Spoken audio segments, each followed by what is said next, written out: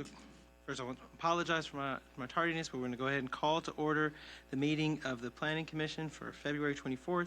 It's called to order at 6:07 p.m. Start off with the Pledge of Allegiance.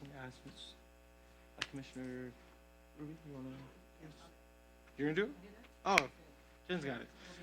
There we go. Hello, everyone. Please stand.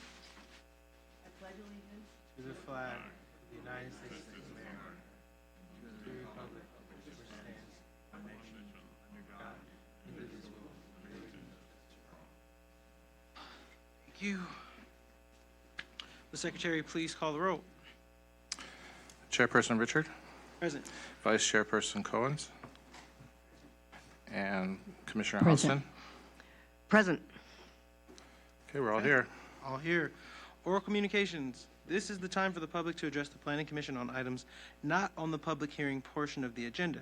After obtaining permission to proceed by the presiding officer, speakers should state their full name and address for the record.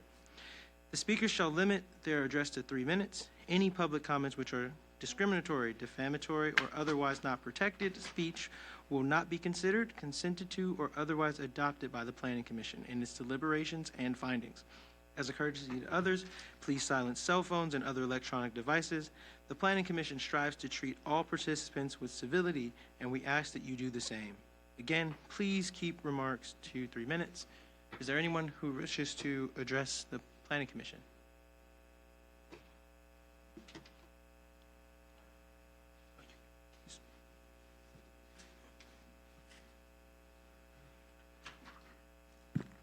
Good evening. Good evening.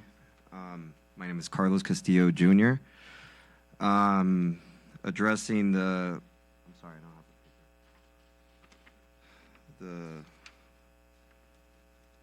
the plans that they're trying to build the cannabis store on the Crenshaw address, the 13537 13535.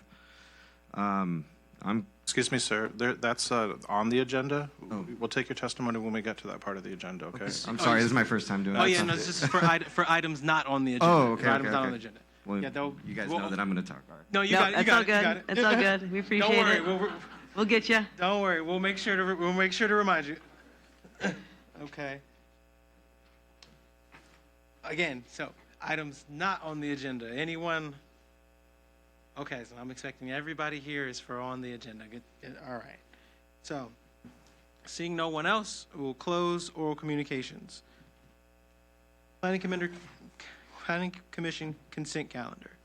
We have the Planning Commission minutes of November 15th, 2023, and the Planning Commission minutes of February 7th, 2024.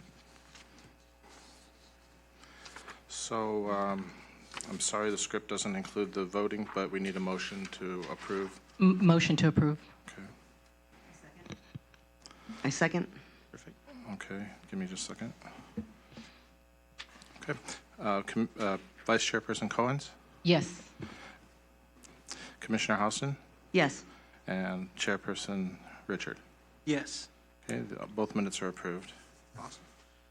Under continued public hearings, I have no items. No items. Move on to new public hearings. Conditional use permit CU 2023-0009, design review application for DR 2023-0006. Are both of those? correct. Those are both right? Okay. Now is the time and place to open the public hearing to consider conditional use permit CU 2023-009 and design review application for DR 2023-0006. Senior Planner Maria Meherick will present the staff report. Good evening, Commissioners. I will be presenting both the CUP and design review application. My presentation will include both aspects of the applications. And this is for the remodel and expansion of the Bear Elegance business that is located at 4824 West Imperial Highway. As you can see from the vicinity and zoning map, it is located on the south side of Imperial Highway, just west of Inglewood Avenue. This business has existed at this site since the early 1970s. In 1986, the city annexed a large portion of this area, which included Bear Elegans, into the city. It is a very unique use. It is the only type of use in the city. And because of its annexation and because of the zoning in which it is developed, it is a legal non-conforming use. And therefore, if they want to expand, they needed to come before the Planning Commission for a conditional use permit. These types of uses are only permitted in the industrial zones currently, hence why the CUP is required. The design review is required because of the new facade that they are proposing and the expansion, of course. These are the current site conditions. The site currently is 52,175 square feet. The building currently is 8,500 square feet.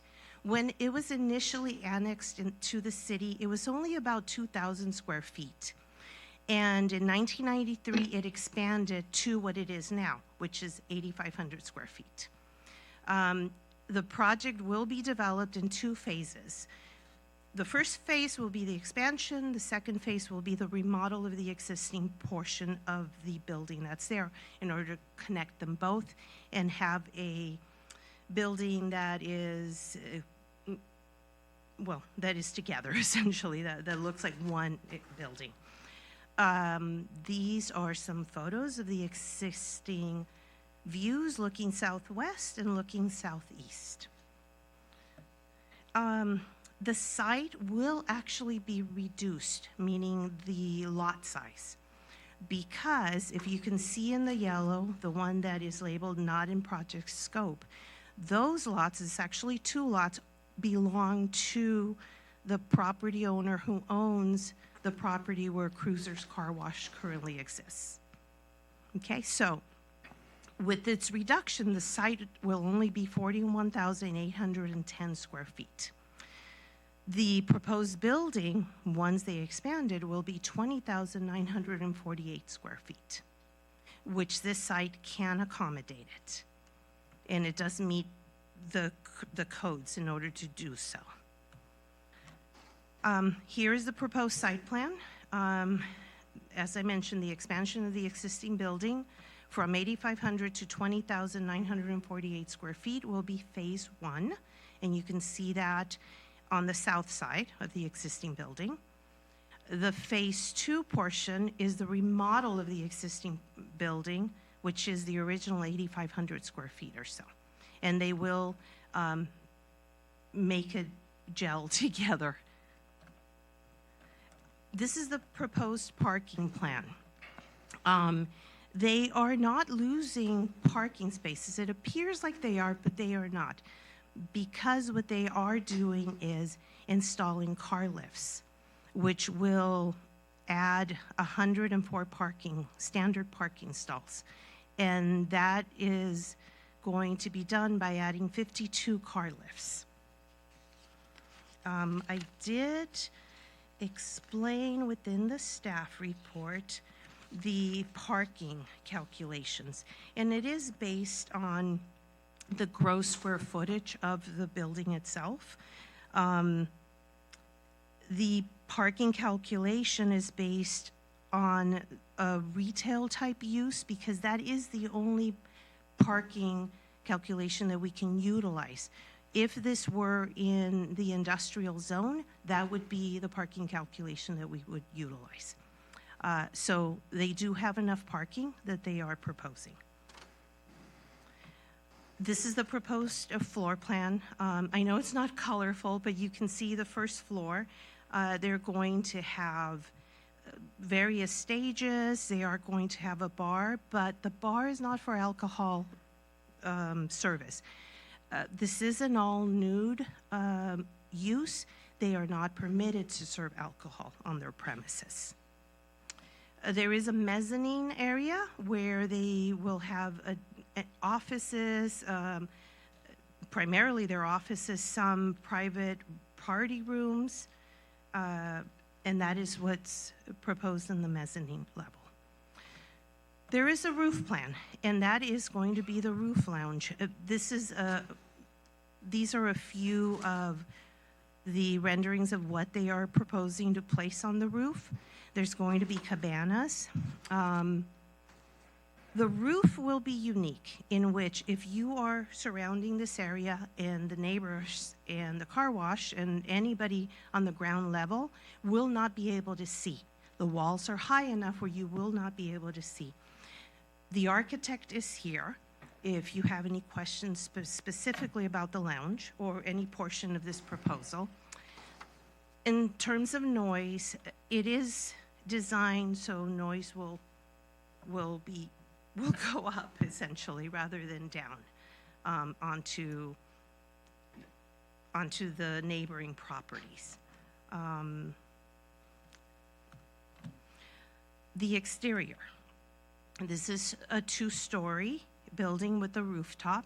Maximum height is 40 feet. Right now it's about 25 feet or so it will be about 40 feet. They are utilizing a variety of colors and materials which will significantly improve this property.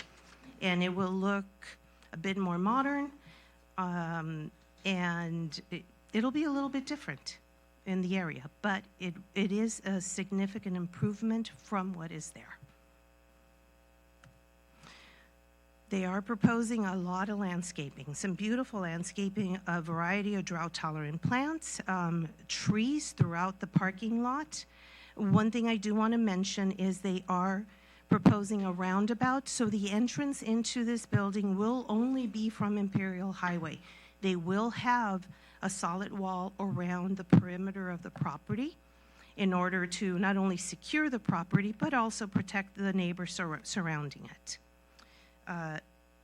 You can see from the site plan, the landscaping is throughout the site.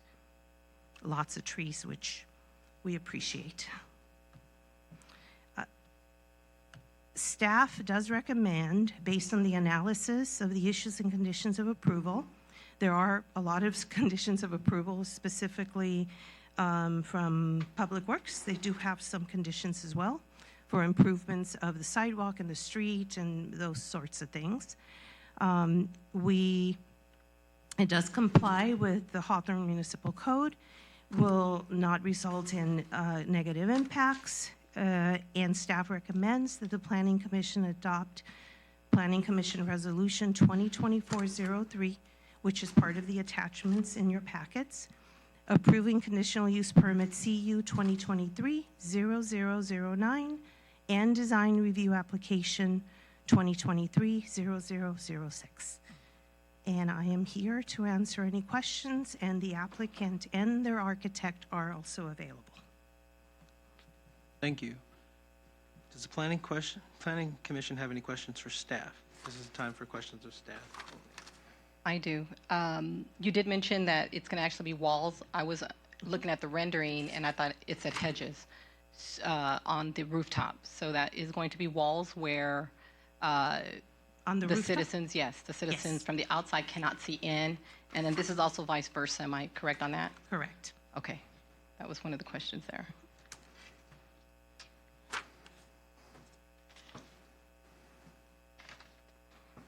Sorry. No worries. Me to jump in, I have one too for this, for the Yes, town. yes, yes, please do. So it is open air, I get that. 2 questions. One, how late is the rooftop open? I will have the applicant answer that question. The business itself is open from 11 a.m. to 3 a.m. And secondly, is it just, are there lights? What's the lighting situation up there? Are there things flaring and blinking, or is it just a constant light source? They cannot have light sources that will impact the neighbors. Any light sources must be pointing in. So we can add conditions of approval regarding lighting to make sure that that does not occur. Okay, and then the next one is probably for the applicant, but I'm going to throw it out there anyway. Is it a function of just sitting up there and having conversation? Are there DJs? Is there music? What's the what is the ambience of that rooftop? But if that's for the, We I will will have the wait for that. applicant to give you more details on the roof lounge. Thank you. And I was going to ask, the question is that, I was wondering currently, do they serve alcohol No. as of now? So that it's No. always been It's always been- non-alcoholic?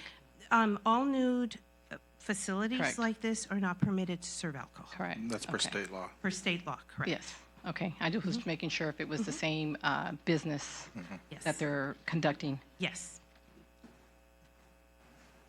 And for noise, I guess there's going to be also waterfalls and so forth of some type, some water features? Some water features, correct. Okay.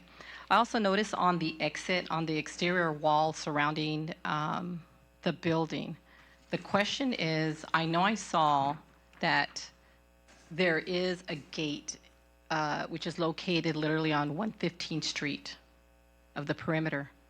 Is that actually locked? Is that, because I did see it in the conditional, the CUP as well, as one of the conditions is to remain closed at all times. I'm just wondering, is that an exit that is required to be open for emergency purposes? And what is the process, if there's an emergency, is there a process for that? So the fire department will be reviewing these plans as well once they submit. The applicant has to submit the plans through Epic LA, and they will review if the fire department requires an exit. There can be an exit, obviously, if the fire department requires it. I'll let the applicant answer what the existing condition is, though. Okay, just, yes, it is locked. That gate was originally designed to allow waste management trucks to come in because the dumpsters were in the back. But it became impractical for them to be able to make the turn because of the cars that were in the street. So they never used it for that, but it is an emergency exit. Sometimes it does have to be used for a truck to come through, and we'll open it up. And should there ever be any kind of emergency where you needed it for an exit, we have the keys on site. There's a security guard there, and he opens it immediately. Other than that, it's closed all the time. Okay, thank you. Right.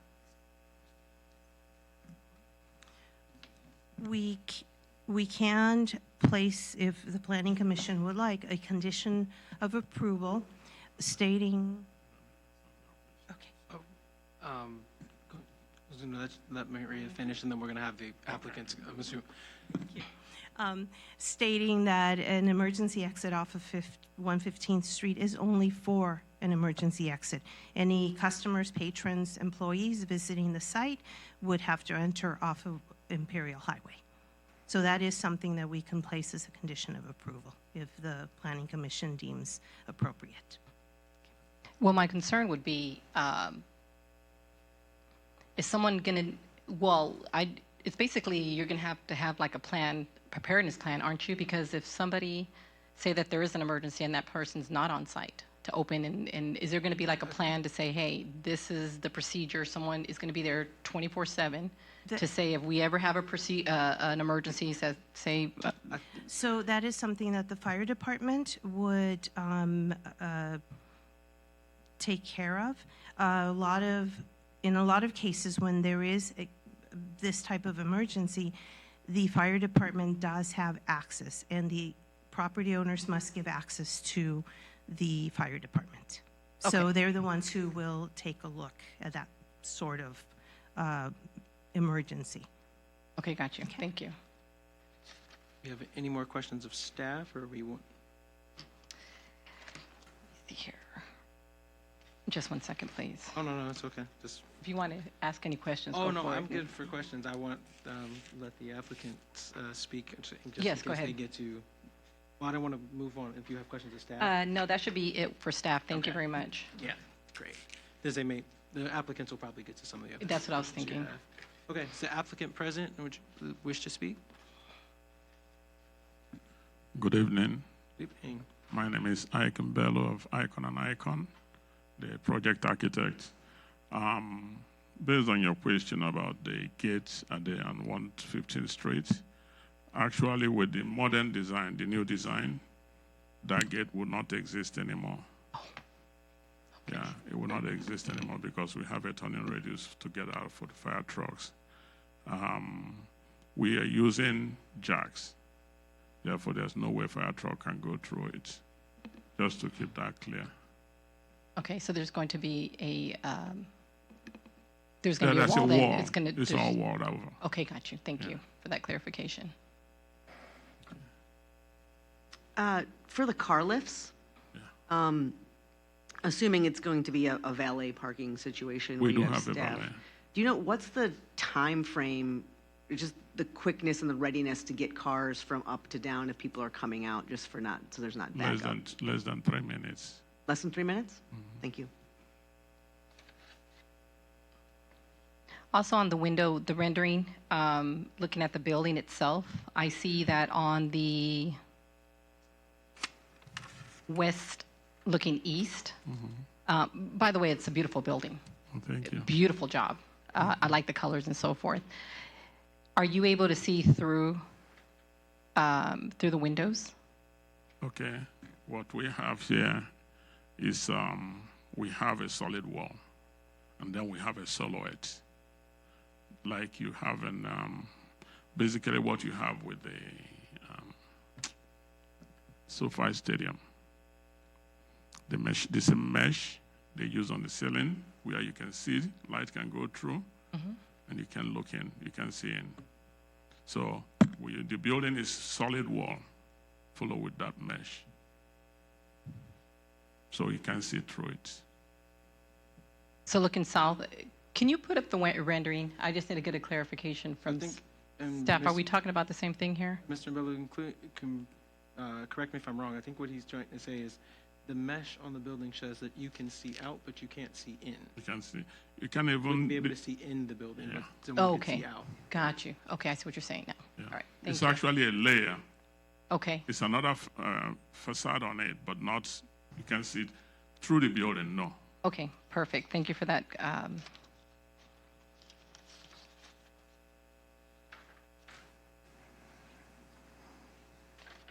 And then while she's still finding her next question, Mr. Miller, I'm not sure if this is a question for you or the applicant, but we still wanted to get to count our other commissioner's question about the roof ambience, because I was kind of interested in that as well. So is there No what is music. no music, No but music. what is the use of that It's just rooftop? an outdoor area for people to go out and relax. Okay, Yeah. so is it more like a smoking area? It's Like more smoking area. they're not exactly. doing like dances or anything out there on that side. It's just a No. Okay. Beside the walls, those walls are 8 feet high. okay. You can look out, you can see. Okay. I don't know if that got to everything. Yeah. Yes. And also, on the phase 1 and the phase 2, what's the approximate time that it's going to be built from phase 1 to phase 2? Is that a condition? Well, that's something we did discuss, but what is the approximate time frame for that, for phase 1 and phase 2 to be done? I would say depend on the depth of the pocket. But it will be about phase 1 is actually more complicated than phase 2. Okay. Because phase 1 is, all new construction. Phase 2 is rehabilitation. So I would say phase 1 will be about 8 to 9 months, and phase 2 will probably be about 4 months. Okay. It's just to tie them together and clean it up, so Okay, that gotcha. they will all look like one building. Okay, so it's not going to be too far from phase 1 being done to the phase 2. So, okay, thank you. Okay, no more questions for me for the applicant. Any other questions? Does the planning commission have any other questions? No more about questions for me. Thank you very much. Thank you. you. Is there anyone who wishes to address the planning commission on this issue? Please come to the mic and be sure to state your name.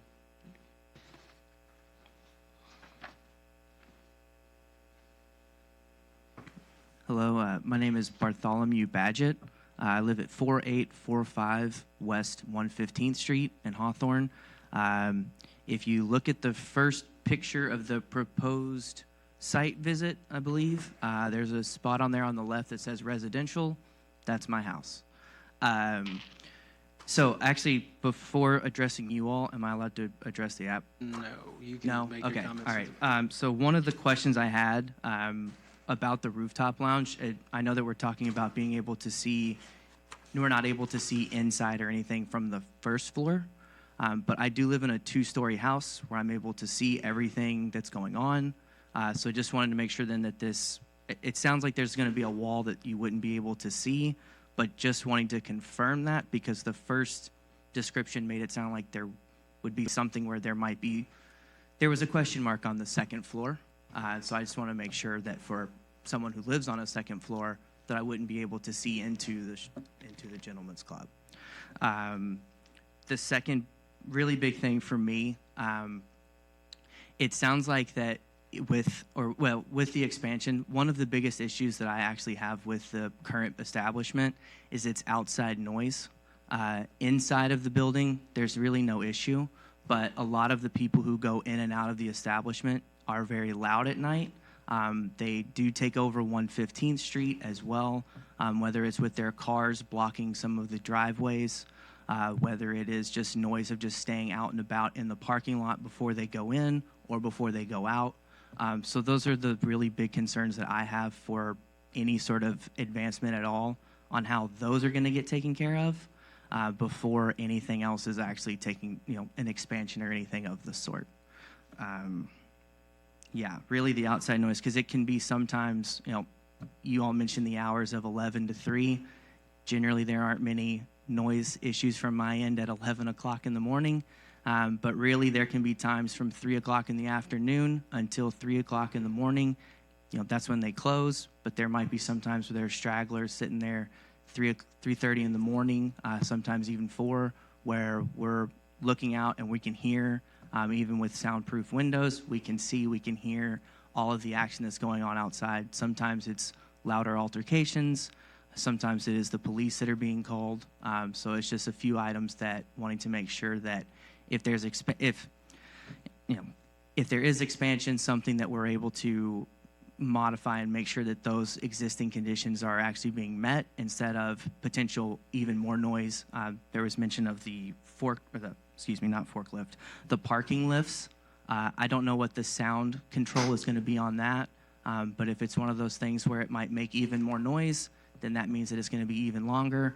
If they close at 3 and people are still coming out, 3 minutes for 104 cars, you're looking at probably, it could be 4:30 in the morning if it's, a full night, where now everyone is still continuing to come out. A lot of noise is coming through. So this is more for me of a noise issue than it is for anything else. Thank you for your time. Thank you, Mr. Badgett. Okay. All right. So, Mr. McLean, are there any documents to place into the administrative record? There are none. I believe there's one Oh, more are more person folks? to speak, yes. If anyone would like to speak on the issue, please form a line here in the middle. Good evening, everyone. Thank you for meeting with us. My name is Thomas Holman. I live at 4861 West 115th Street. I'm sorry, what's the address? 4861 West 115th Street. My primary issue is street traffic. As you know, the proposed expansion is next to the Cruiser's Car Wash.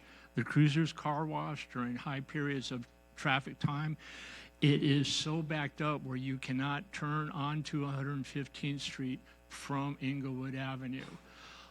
It'll also extend out until Inglewood Avenue and almost Imperial Highway.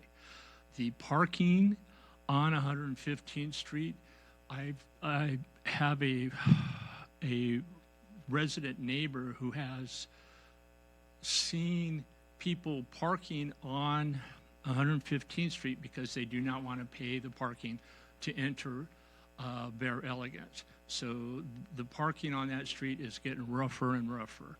I think Mr. Badgett covered the noise issue. That's all I have for right now. I have some other thoughts, but I'll do it via writing. Thank you. We appreciate it. Thank you. Thanks. One Yes, second. please. Yeah, you should, Anyone else who wishes to address the commission? Seeing none? you should Okay. give the applicant a chance to Yeah. respond Yeah. to comments. Yeah. Thank you.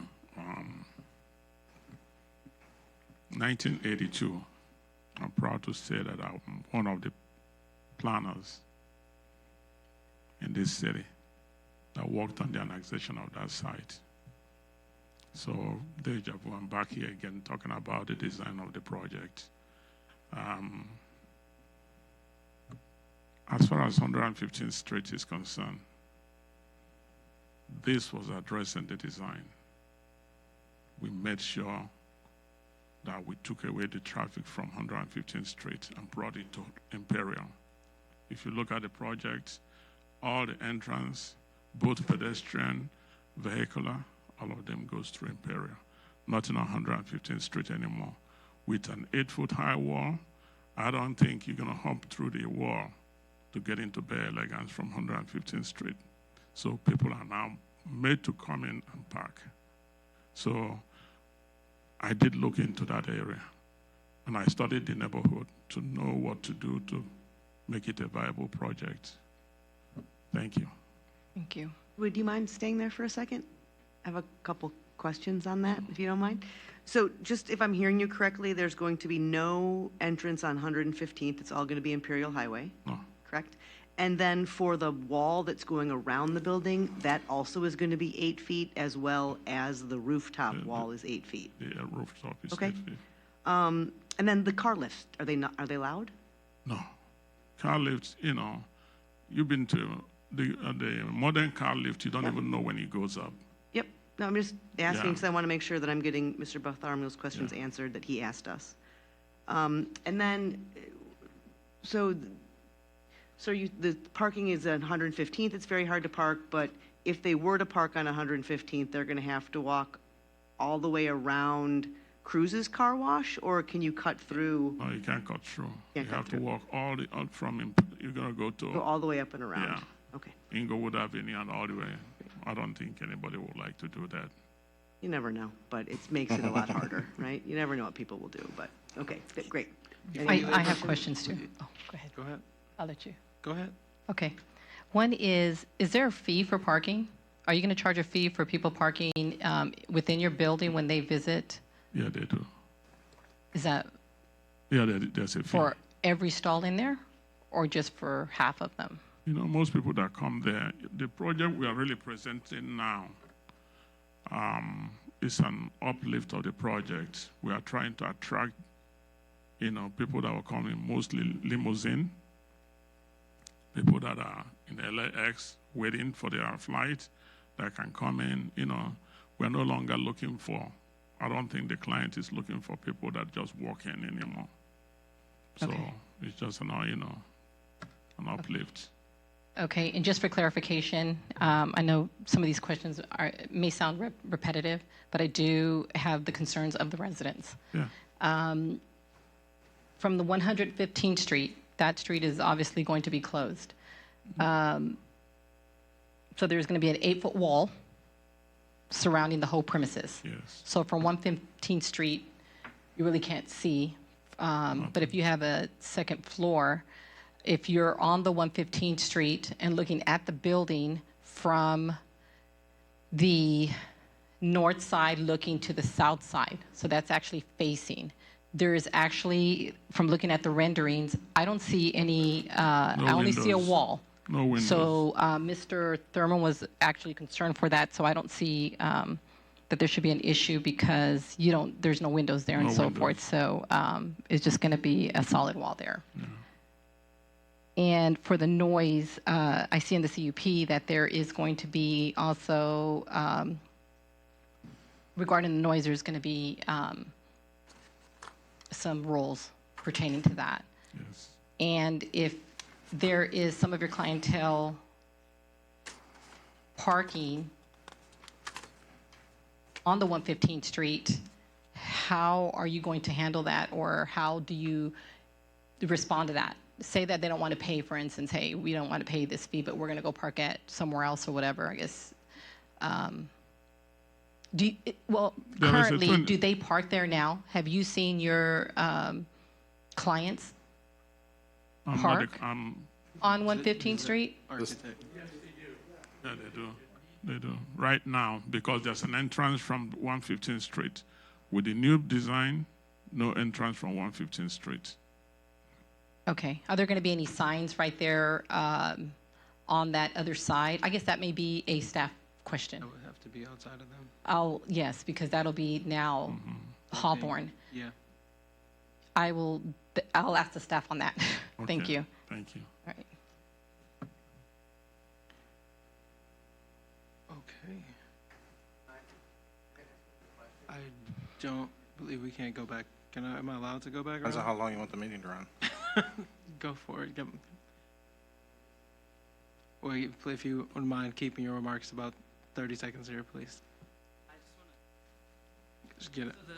So the question then is that we're saying that the 115th is not an issue right now of the parking, or that it's a parking, but that they're going through the gate. My understanding from what was just mentioned from the applicant is that that gate is always closed, so that we've seen people actually not go through the 115th gate, is that they're going from here to from what the directions were of going around Cruisers, around Bear Elegance, because that's what they want to do, is not pay the parking, as opposed to having to go to the Bear Elegance parking lot.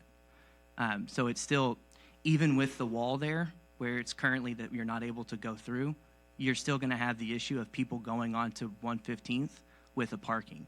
So that's still going to be the problem. But May I ask a sorry, question? Is parking permitted on both sides of 115th Street or one side? both sides. Both sides? Got it. And occasionally we have had people who have blocked the driveways of people who've then had to come out and discuss with that person going in to Bear Elegance. Thank you. Thank you. Thank you very much. It sounds well. Move on. So to move on here, Ms. McLean, are there any documents? No. Do my fellow commissioners have any final comments or questions for staff? I believe we do, so I'm gonna start I'm good. here. You sure? Yeah. For staff, Okay. I don't have any questions. Yes. Or comments? It's comments, and we'll go. Okay. Yeah. Okay. Well, I have a question going back to the signs, just to help out. Is it possible to put some signs there basically saying, like something like only for residents? Anything else will be towed if there is? I don't believe so unless a permit parking area is established in the area, which can be done.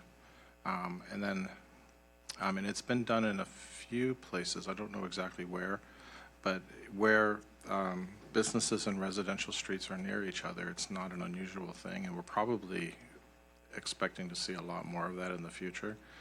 So if the residents continue to have this problem, I would recommend that they contact Public Works Department and see if they can establish a parking district that would limit parking only to those with the necessary stickers or whatever they do. Okay, thanks. The other thing would be to request, if it makes sense for the residents, to have parking on one side of the street only. Because I don't know the timing, if that'll work for them, that's for them to decide. But if they, if most of the problem is in the afternoon, it may not help. But if it's mostly in the evening, it might help if they get the parking spaces before the customers do. It's a difficult situation to impose any kind of conditions or anything on a business for what's happening off of for people that aren't customers just yet. You know what I mean? So I think that the solution has to come from how the Public Works will allow them to handle the parking on the street or to do permit parking. Sounds good.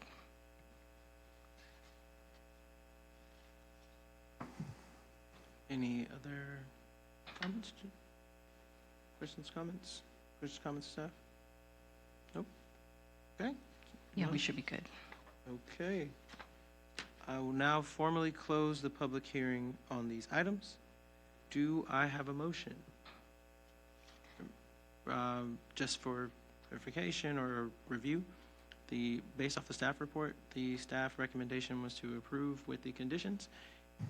We do have the ability to set any other conditions you all would like. Do I have a motion to approve? No, where do you want to go? Can we just discuss it just real quick? Just a couple of things. One, I think the residents can go to the city and ask for those. Permitted park. As Mr. McLean stated, that they can actually go to the city council and complain. No, it's to the Public Works Department. Public Works Department, sorry. Public Works Department, and see about getting some extra signs to alleviate the problem. As a matter of fact, I'm sorry to interrupt you, but I could only think of two possible. Public Works may have other ideas, such as signage. I don't know. So I think that it would be worthwhile to inquire at Public Works what they can do. Okay, thank you. That's it for me, actually. That was all I wanted to discuss. The only thing I have to say here is that, we're all one community, and you have a business to run, and people have lives to live in their homes. So I just ask that let's all be good citizens to one another, and let's take care of things that are happening around our businesses and our homes, and if people are loitering, I would hope that you would take care of that at 3 o'clock in the morning for people that are trying to sleep, because you do have a business, but people have homes and lives that they have to deal with as well. And for the residents, know that there are things that you can do that if it does get to a place where it still is a problem, you can come to the city council, where then we can work with Public Works and do other things. But I hope it doesn't get to that point. I hope that as community members of Hawthorne, we can work this out and be good neighbors, because we are the city of good neighbors to each other. And so with this new beautiful build and the things that you are doing, I hope that you can have the respect that you took into this gorgeous design and how it is thought out, to doing the same considerations for your neighbors that live there on a daily basis. Thank you. Okay. Do I have a motion on this application? I Move to approve? move to approve. Move to approve. I second. Motion and seconded. Will Secretary please call for the vote? Commissioner Houston, Approved. Vice Chairperson Collins, Approve. Chairperson Richard. Yes. Okay. This conditional use permit is approved. All right. Moving on to number 2 on the agenda, this is conditional use permit CU 2023-0018 and design review application DR 2023-14, and this is for cannabis use at 13535 through 13537 Crenshaw Boulevard. All right. Now is the time and place to open the public hearing to consider the conditional use permit 2023-0018 and design review application DR 2023-0014. Director Greg McLean will present the staff report. Okay, I'm just going to give a very brief overview of what's proposed. So this is the site location. It's near the corner of 135th Street and Crenshaw. It's the third property south of 135th Street. It's a very narrow property. This is the existing condition. That's not 2 pictures. That's actually 1 picture. It just happened to be right on the plane of the wall. So it's an industrial use. The street is characterized by industrial uses. The lot is 17,216 square feet. Currently, the building is a bit larger than 9,000 square feet, but they're proposing to remove some, which I'll get into a little bit later. And their proposal for the retail areas will be 3,838 square feet. As you can see from this diagram, the green represents the building. This is a top-down view. I know it's very faint, but the parking is on the top of the drawing there, angled parking, and the green is the building as it exists currently. The proposal is to remove the front of the building to make room for 3 additional parking spaces, including the handicap access, which is required. So these are the elevations. So the building is going to get an extensive facelift, pretty much a complete change, to be honest. And looking at the floor plan, now I have this floor plan split because this property is so wide. If I put it all, in one piece, it would be too tiny to see. So the red arrow indicates the front door, which is where the 3 parking spaces are. And this area is a retail area. Those circles are display cases, and all the dark things are cameras. Oops, I think I went too far, did I? No. Here's a representative picture of what it would look like on the interior. It's a very minimalist, I guess you would say, kind of proposal, except for these things, which are display cases that look like the product, only huge. So it's kind of cute, but they also serve as a security function, making the path to the exit a little bit windy. Going back from there, and mind you, both of these red arrows are the same. So the plants area, I call it plants area. One of them I think is for clones, and the other one is for a little bit bigger plants. These areas are you have to get permission to go in there with someone. But they have glass around them, so it makes kind of an interesting green wall that you can walk through. And if you were on the inside, it would look like this, but you'd be on the outside unless you were purchasing something, I think. And then in the back is another retail area and lounge. This is one of the 3 approved consumption areas. This one is rather small, but it's in the back, and I don't believe that there's any openings on the south of this building because it's on the property line. So the only opening that there could be would be on the north, and you'll have to ask the applicant if that's an opening or not. Again, minimalist design. I don't have any. I didn't find any photos of the interior. Maybe the applicant might be able to elaborate on what the consumption area will actually look like. We have a number of conditions of approval. I forgot how many. 38. Thank you. 38 conditions of approval. These are pretty much the same as we've seen for the other applications. We've got conditions related to the retail consumption conditions, delivery, if they have that, operational conditions, miscellaneous, and then Public Works has conditions as well. There's nothing different here than from the other applications that you've already seen. So our recommendation is to adopt the resolution to approve these things pursuant to the policy established by the City Council. Thank you. All right. Does the Planning Commission have any questions of staff? Yes. I want to discuss actually the parking. Can you run that through me again? I know Yeah. it seems like it was, do they have the option for both, for the 45-degree angle and Yeah. the 60-degree angle? Or is it, do we? Yeah, it's kind of, I'm recommending the 45-degree angle. It's easier to maneuver in this case because the space that's available for parking is very narrow. This is a non-conforming situation, so we may leave it at 60, but you'll get a little bit more parking on the site, but it'll be more difficult to maneuver. So I'm recommending the 45-degree. That would still be non-conforming, but it would be less non-conforming in one way and more in another. So it's kind of a wash. But in terms of safety and maneuverability of people driving into the parking lot and trying to get out of that parking lot, 45 would be a better option.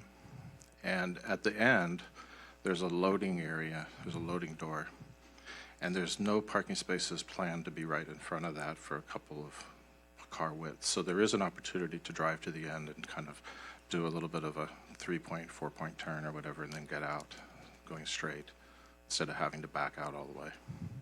But if you do back out all the way, there's space behind the handicap parking space to turn around and go out, leave the property going forward.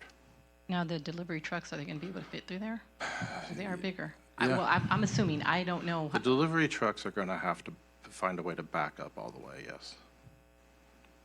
It's not ideal. It's non-conforming. Because I'm thinking if they don't fit, are they going to be stopping on the? Well, if they don't On fit, they Crenshaw don't get Boulevard. deliveries. Is it Crenshaw? No, they can't do that. These deliveries have to be, there's just on the property? too much at risk here. They can't do that. Okay. The deliveries have to be very carefully monitored. You can't just have people unloading a truck and wheeling it into the business. It doesn't work that way. The applicant can explain in more detail how that'll work. Okay. But on the CUP, going back to the 45-degree angle, I would say keep it at the 45-degree angle. It's 60 now. I'm sorry? It's 60 now. Correct. I'm recommending 45. Yeah. Because if it's better, I think it's better, but I guess that's something that, if we can maybe discuss that later on to decide if it's 45 or 60, because on the CUP, it does give both, if I'm not mistaken. Yeah. It shows the 45 and the 60. Do we actually want to leave it up to the property owner to, You can do that, or you can specify which one it will be. okay, that sounds good. Just understand that with 45, you lose a few parking spaces, and with the 60, you don't lose very many. Actually, I don't think you lose any, because they have 3 new ones at the front. Correct. But as a safety issue, it's better to have 45, is what Yeah, you're saying? the driveway will be wider. Okay, thank you. In the design review, it does say that landscaping is proposed around the perimeter. I do see that in the illustration here that there has something that looks like, do we know what that is? There was a landscape plan submitted. Let me see if I can find it.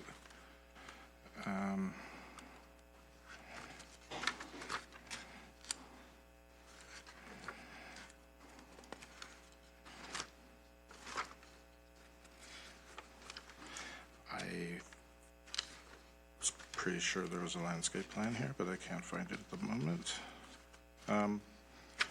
You can ask the applicant when they get a chance to speak what the plan is for the landscaping. Yep. Thank you. Oh, I did find it. There's not a lot of opportunity for landscaping here. Really, essentially, it's only in the front and a little bit down the sides in the area where the building is being removed. In the plans, it's on sheet A103, and the print is extremely tiny, but the plants are shown there. There's New Zealand flax. That's a very common long, narrow leaf plant. Raphaelipes is a flowering plant, and a clinging vine, ground cover. Those are the 3 plants that are proposed, and you can see how they're laid out, more or less just on the perimeter of the front of the property.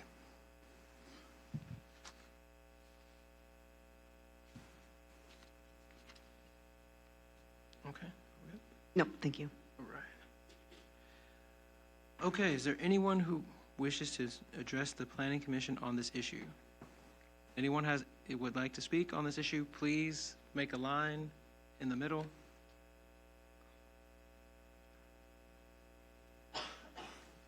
Please make sure anyone who'd like to come on, please just head on to the middle. Please be sure to state your name at the beginning of your comments, and remember, please keep your comments at 3 minutes. I'm sorry, to the chair. Did we just miss a step, or is it just me? Did you want the applicants to say or speak first? Oh, we did. That's But my you know fault. what? That's a mistake on the script. Oh, wait, no, stay there, because I think that they are supposed to speak first, right? Yes. Yeah. The applicant should get a chance to speak first. Okay. Is the applicant present? Would you like to speak?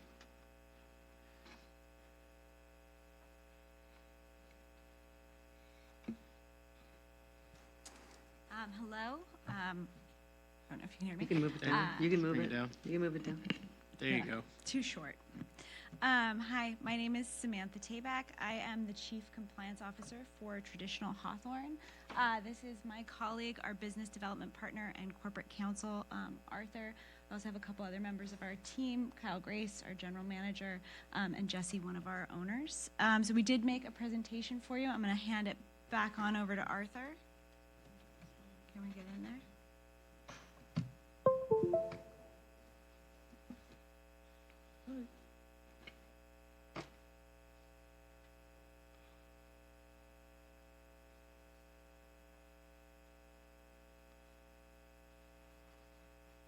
How do you share the screen? You have to close the other one. Gotcha. Professional.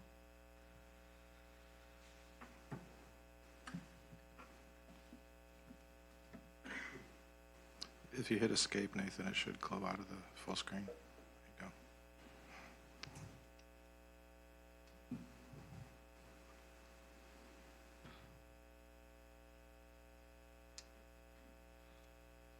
Just gonna make it so you guys can see it here.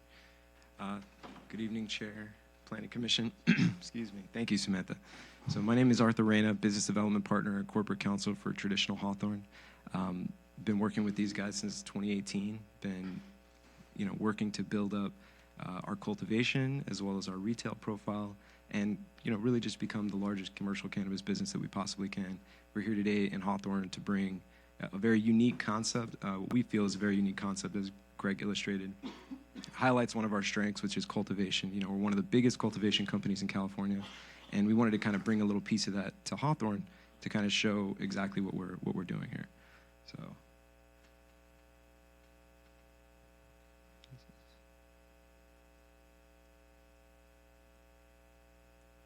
We've kind of looked at the design already. This material that you see here, this crosshatch, is actually this. See this here? It's like a nice aluminum material. We're also with some stucco. It's going to be silver. It's going to kind of beautify and really improve that street, the look of that building from the street.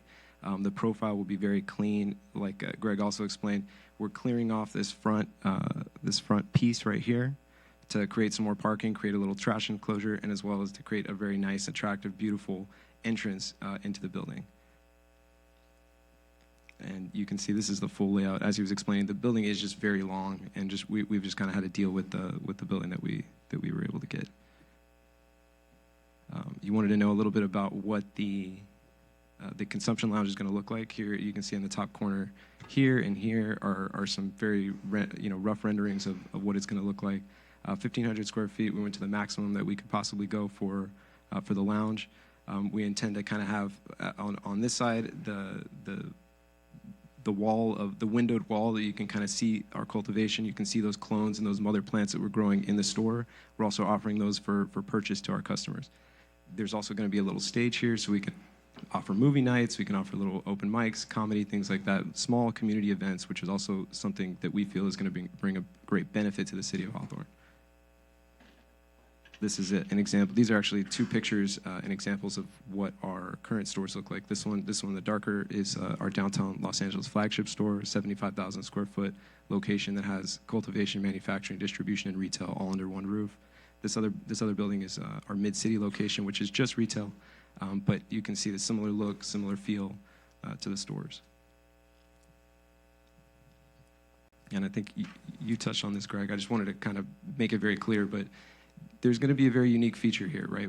Cultivation, like I said, is our specialty. We want to bring some of our proprietary genetics, our very, the strains that we've been cultivating for many years, to the customers here, right? We want to be able to sell live plants, live clones, and they'll be grown on site. And so this is a very unique, small-scale nursery cultivation. And so it'll allow customers to kind of walk through a window, see the plants on either side of them.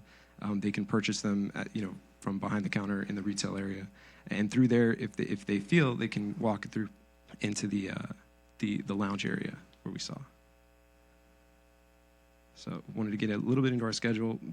Hopefully, today we get an approval here today for our CUP. We're going to be immediately going to our building permit process. Hopefully, we'll have that cleared up by July.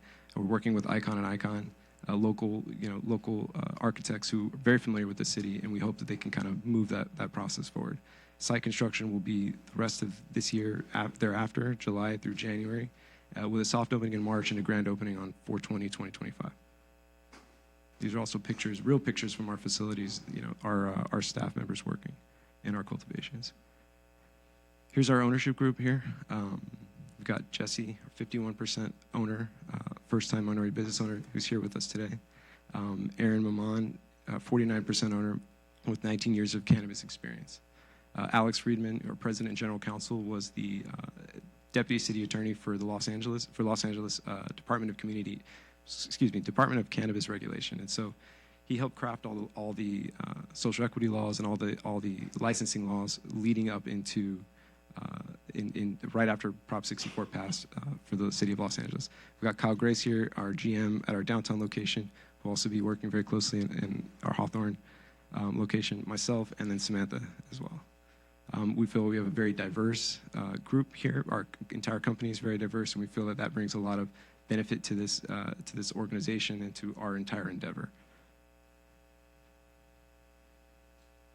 And you can see we have a very, very large array of businesses, right? We've got, these are, again, some real pictures. This is our 36-acre farm in the Central Valley here. This is one of our indoor cultivations. Basically, we've got everything. We've got a vertically integrated cannabis company with manufacturing, cultivation, manufacturing, distribution, and retail. And again, these are pictures from our retail stores here in Mid-City and downtown Los Angeles. And this is our family retail businesses. So we've got our downtown location, 2 social equity locations that are open in Los Angeles right now. We've got another one opening in Fresno, another one opening in Los Angeles, this one opening beginning of 2025, and then another one that we plan on opening in Los Angeles at end of 2024. Being a good neighbor is incredibly, incredibly important to us. You know, you see right here, City of Good Neighbors, right? We want to make sure that we want to, we're minimizing our impact, negative impacts that are at least perceived in the neighborhood.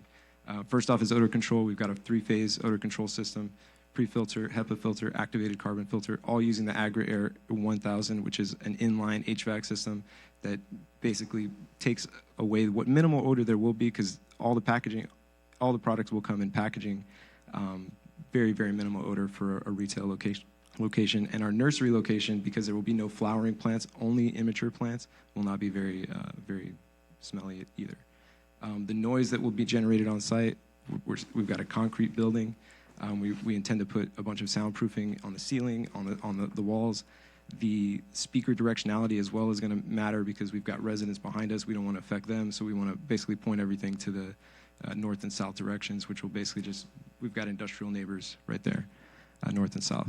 For special events, we talked about parking. We want to have a valet on site. We've also got security on site who can kind of help direct parking. Adding those three spaces in the front, like you said, non-conforming, right? There's a building right there that's 0 lot line right there up to the end. By taking that out, adding those 3 spaces will allow quite a bit more area to kind of turn around and go backwards in. The landscaping we talked about, minimal but present. Again, updated building facade. Our main goal is beautification, right? We want to make sure that this building from the outside is approachable, nice, that we want customers and people from all over the South Bay to come and visit not only the retail but also stay to go to the consumption lounge as well. Our waste is taken care of by the same company that does all of our cannabis waste, company-wide Cannabis Waste Solutions. So, okay, getting a little bit into our community benefits. You know, we're going to devote 1% of gross revenues to Hawthorne, right? We're establishing a local group of stakeholders to kind of direct us to where we're going to go. We're already members at the chamber. That's where we met Icon and Icon.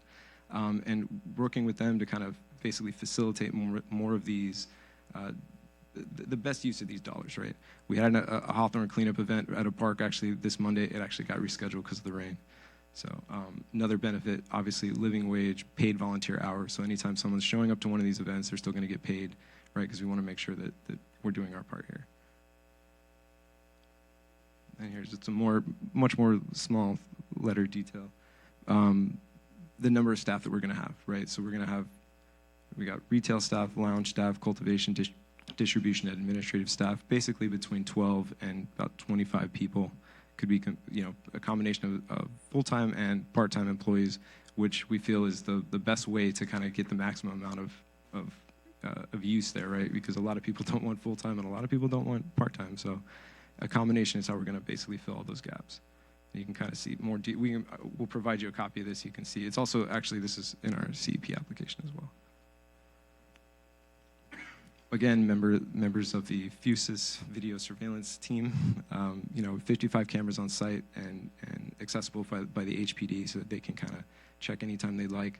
A dedicated guard for the lounge, which we feel like is going to be very beneficial. There'll also be all age verification training they will receive, which, you know, just make sure that no one under the age of 21 or 18 can enter the area. Emergency plan, which we've got implemented in all of our facilities, as well as you know, daily site inspections. You can see this compliance checklist, which is one of our many checklists that we use company-wide. Also, we've got bank accounts, armored car pickups, and an east-west bank account that we will have for this location as well. So, and again, just to point this out too, there have been a bunch of recent studies too about the incidence of crimes and legal cannabis in the area, and they've actually all seen a lowering of violent crimes in that period. And to finish it off, I just want to give another shout out to Jesse. He's our community liaison. This is his information here as well. So this will be made available to be posted on a sign out there for anybody to visit the site to kind of reach out and talk to us if you have any issues. We want to obviously work with the city too if any issues arise. Right, we're very unique building, we're very unique proposal that we're making here, and we want to make sure that we do it with the city in mind. So, thank you so much. And yes, if any. I just wanted to take a second to answer your question directly about deliveries. Yes. So, first of all, we will not be offering home delivery. So distribution vehicles will make appointments for when they can come to make drop-offs at the back. I wonder if I can So if you'll look, there's going to be this proposed gate. That's going to add an additional layer of security. So a distribution vehicle would come, they would tell the security that they're here, the general manager would come around, open the gate, they'd be pulled into this secured area, and if possible, even into the building itself. A lot of times they will back the trucks up so that they can open them and unload completely under the view of the cameras with the security present and with the gate closed. Then when everything has been checked off, that includes checking the manifest, the invoice, the metric tags. When everything's been cleared, they'll close that door, they'll open the gates to let the security or to let the distribution vehicle out. They are normally like a Dodge ProMaster or like a Ford.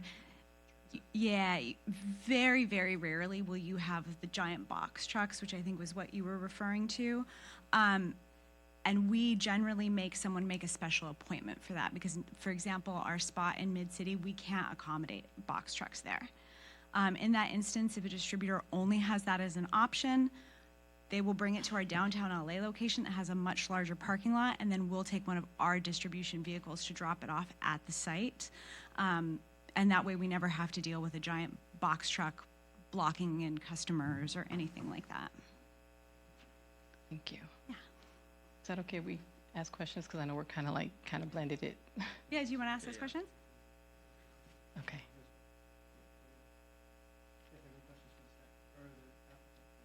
Yes, I know you mentioned that Mr. Fearson and his partner. I do want to thank you for showing up. So it's greatly appreciated. Those are kind of brownie points for us. We do like the idea that owners do show up because that it basically says that you at least care. So that is greatly appreciated. I do have a question basically for the owner, but I don't know if that's okay. Well, maybe you can answer it. Going back to the parking, the 45-degree angle, is there a preference? Would that be a hardship for the company in any way between the 45-degree angle and the 60-degree angle on the parking? Keeping in mind that the 45-degree angle is basically more of a safety. So my motto is always safety first. When it comes to everything from emergency evacuation plans to staff training. So my preference would be the 45-degree angle. I want to make sure everyone can get in and out safely, quickly, easily, especially because most likely some of our staff will be parked in those spaces as well, and I want to make sure they can get in and out quickly, easily. We mentioned that we try to hire local as much as possible. A lot of our staff even goes home for lunch, if that's possible. So that would be my preference. However, if the city wants us to do 60 degrees, we're going to have a guard out there that can help people back in and out. So we'll make whatever you guys want work. Okay. Let me see here. And also, I do appreciate the idea that you answered a whole bunch of my questions, security measures, compliance with the regulations, the ventilation and the odor control, and of course, on the product storage. to prevent, I mean, do you guys, I would assume, what's your process on making sure that there's no degradation of the product? Make sure that there's only freshness. I almost want to call Kyle up because he deals with it all the time, but basically it's temperature and humidity controlled. Any product that we take in has to be, it cannot be within 6 months of its expiration date. That's kind of industry standard. Also, because we're fortunate enough to grow most of what we sell, we send the best product to our stores. And if you had a traditional jar, you would see that we pride ourselves in the fact that no hands touch it before yours do. So everybody's got gloves and snoods when they put it on. There's this additional layer on the inside to basically make it completely airtight, and then it's in a child-proof container. So that's just for our flour, which is where we would see probably the most degradation happen. Vape pens, manufactured products are typically shelf stable, and the thing that we would pay the most attention to is the expiration date. Gotcha. Thank you. Let me see here. Waste disposal. I'm not talking about the cannabis. I'm actually talking about where is the waste on the rendering itself? Where is that little door that's right there? Is that where the okay. The trash enclosure. Okay, just making sure.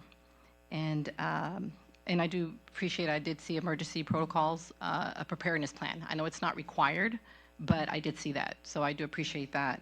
And that is it. That's all the questions for me. Yeah. I have a few questions for you. So I'm noticing just when I'm looking at the lounge, just from the layout of this building, is this saying that a customer would go through the retail area, then through the cultivation area, and then into the back where the lounge is in the far back of the building? Is that understanding correct? Okay.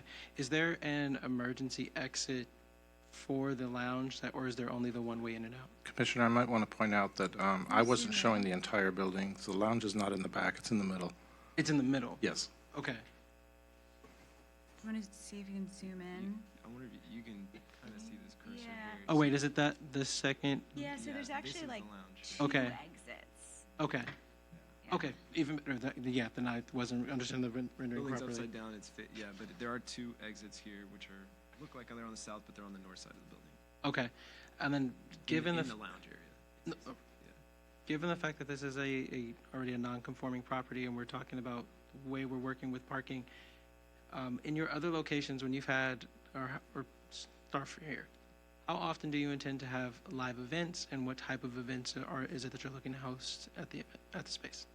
So, probably once a month, at least an open mic night, from time to time, probably once a quarter, a larger event.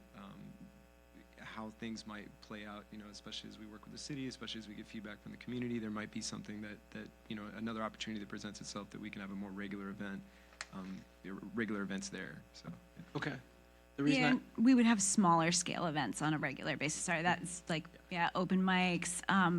Ideally, probably we're anticipating a lot of private parties, office parties, birthday parties, things along those lines.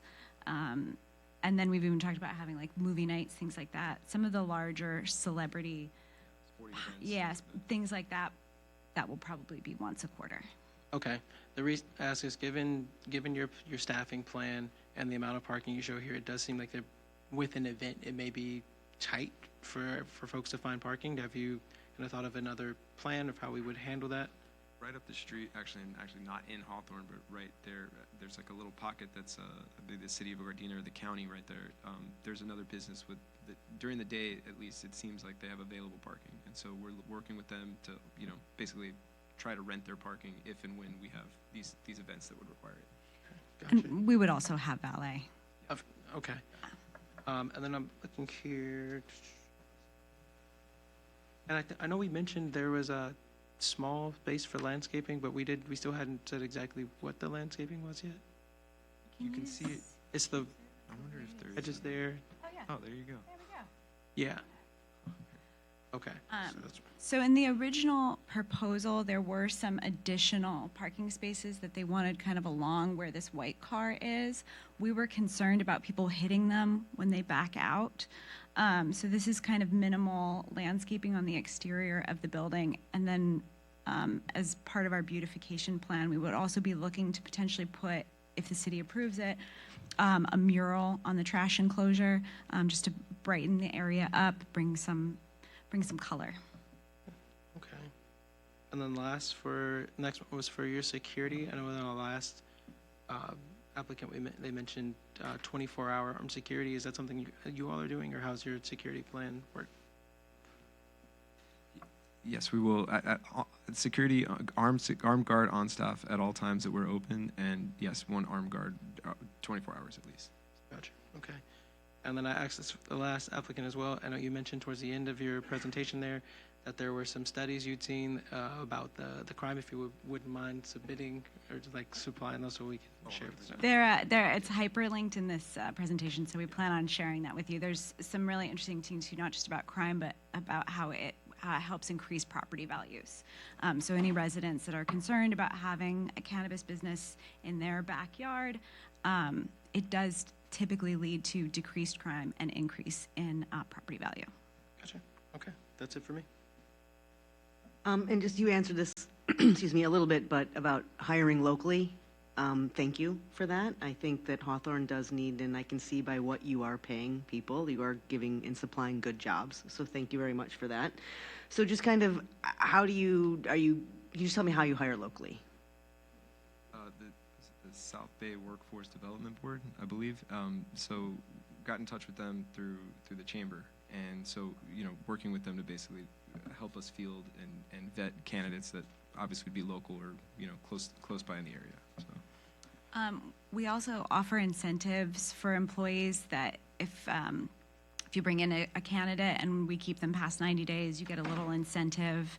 And that helps people to bring in their neighbors, their family members. And that's a great way that we've found to just encourage local hiring without really having to do that much work on our end. It's actually the staff that ends up doing it for us. Great, thank you. No further questions. All right, thank you. So. I had a question. Oh, you do? Oh, I didn't even like that. We love questions, don't we?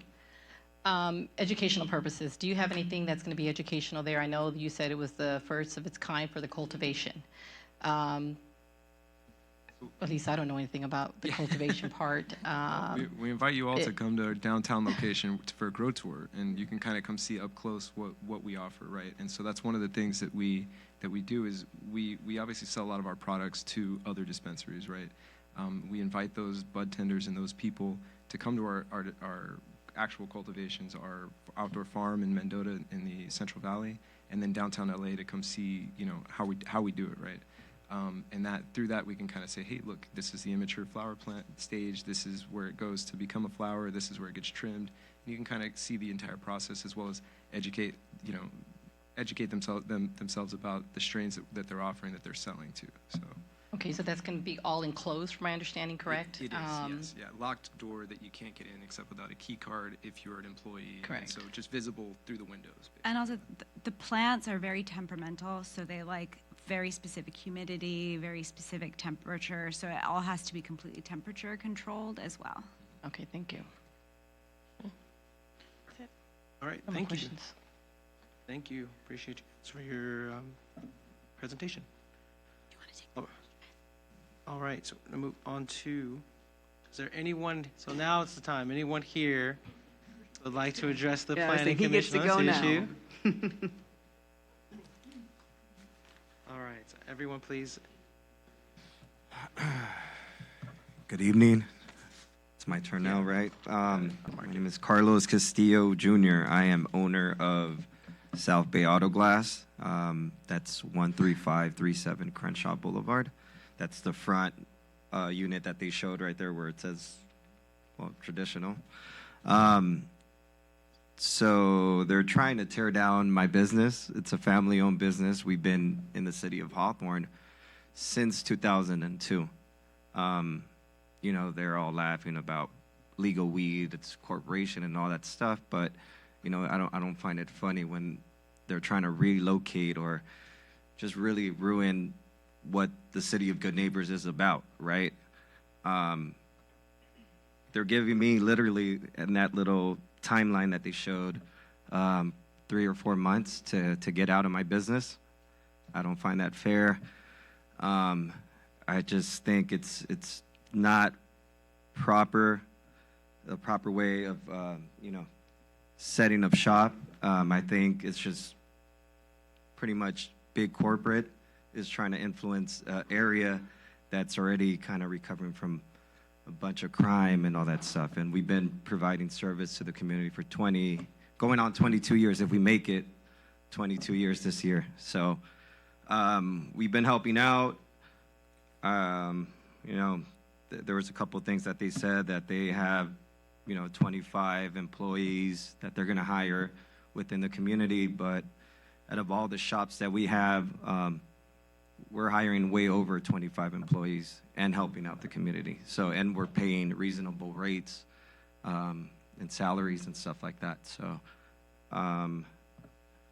yeah, I think that's really much that I have to say. I thought that I was going to say more, but I kind of lost my train of thought earlier. But yeah, I feel like it's very unfair.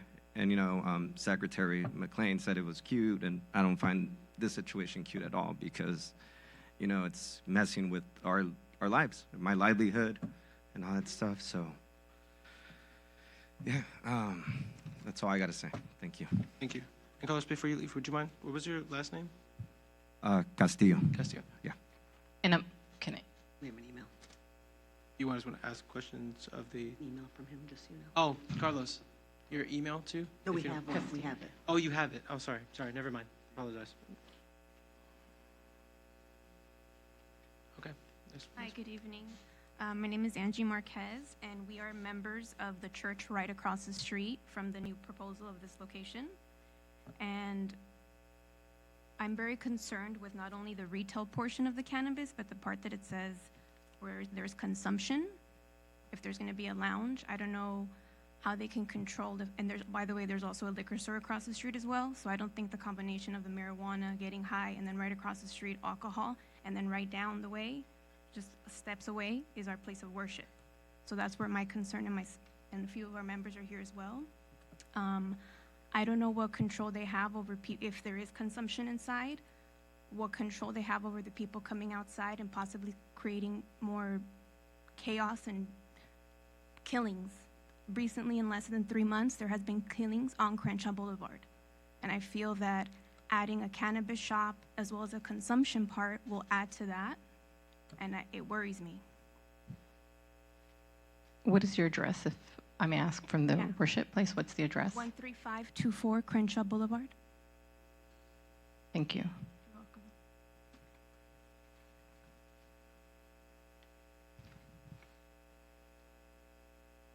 We also have a lot of minors, children. We go sometimes on Saturdays, we go every Sunday.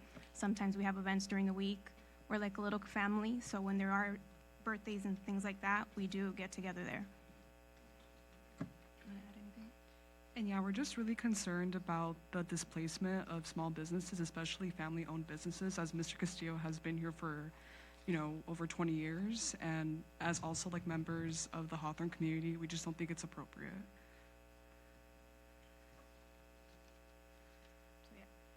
Okay. you. Thank you. Thank you. Hello, my name is Aldo Jesus Lopez Mondragon. I'm talking on behalf of my uncles. They own the shop Tapia Metal Polishing. They're the ones where the area where basically the harvesting will take place, the nursery. Basically, so the only concern for me was, so they mentioned basically handling things in an orderly fashion, sort of in a good neighborly situation. But in our case, pretty much information just came very abrupt in the sense of, such as this notice for this meeting. This was done in less than, I would say, probably 7 days or something like that. That's when everyone found out that pretty much this was taking place. Same thing as taking ownership. It was pretty much the previous owner took payment for them, and we just randomly got the information that the building was being sold. So not even clarity in the sense of how business was being done. So within those aspects, it just shows a history of things being done in a very hush way, rather than a clear and standing manner of this is the business we're proposing. We're giving you ample time to figure out your situation and pretty much just settle your things before you get kicked out. So that's primarily just the concerns they have. They've been also, I think, since 2000, somewhere around there, they've been having a business there. It was quite prosperous. Some difficulties came with competition from China, but just primarily just the concerns of things are very in a very harsh manner in the sense of not transparency. That's pretty much just it. Do you mind giving me the address to the, you said it was the business?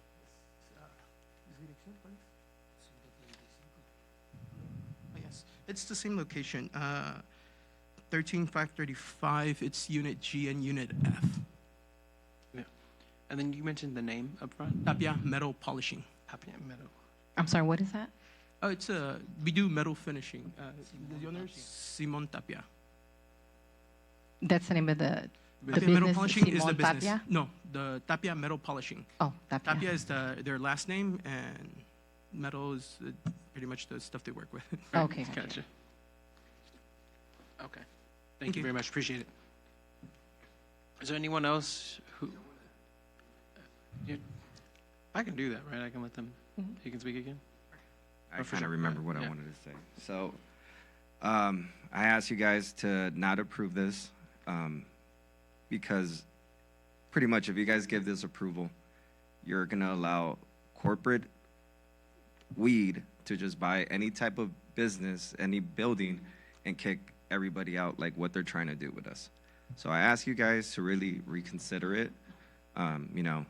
Millions of dollars is good, but this is what the city of Neighbors is about.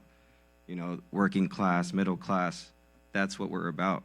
And I have my house here as well, and and that's why we're still here, because it's a city of good neighbors. And what he said, what he added to it, yeah, they didn't even allow us to, we didn't find out until late January that the building was sold and that they're the owners.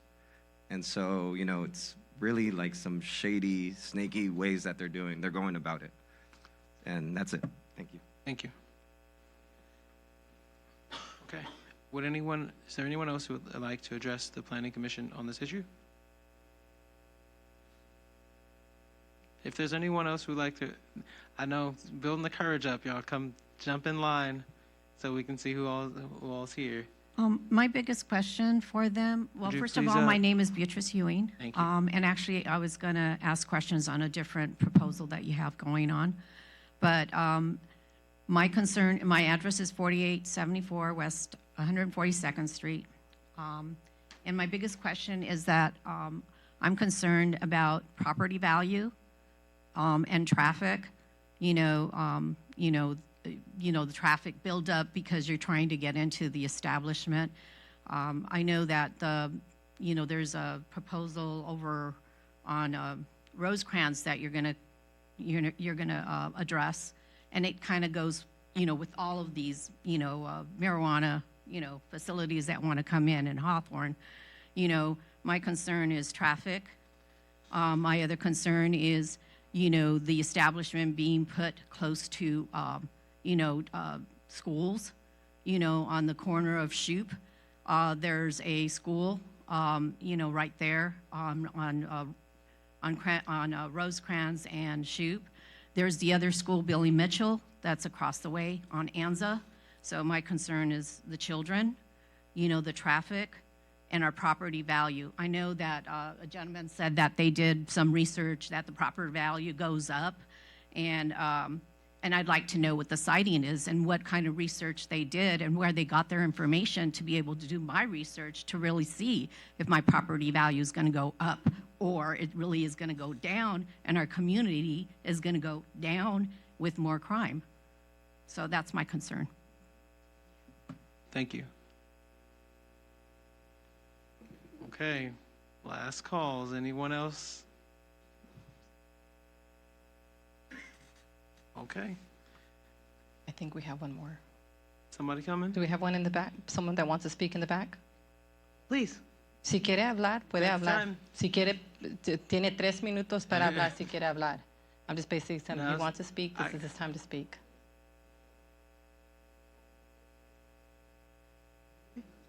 No? Okay. Okay. Oh, yeah. If the applicant would like to respond to.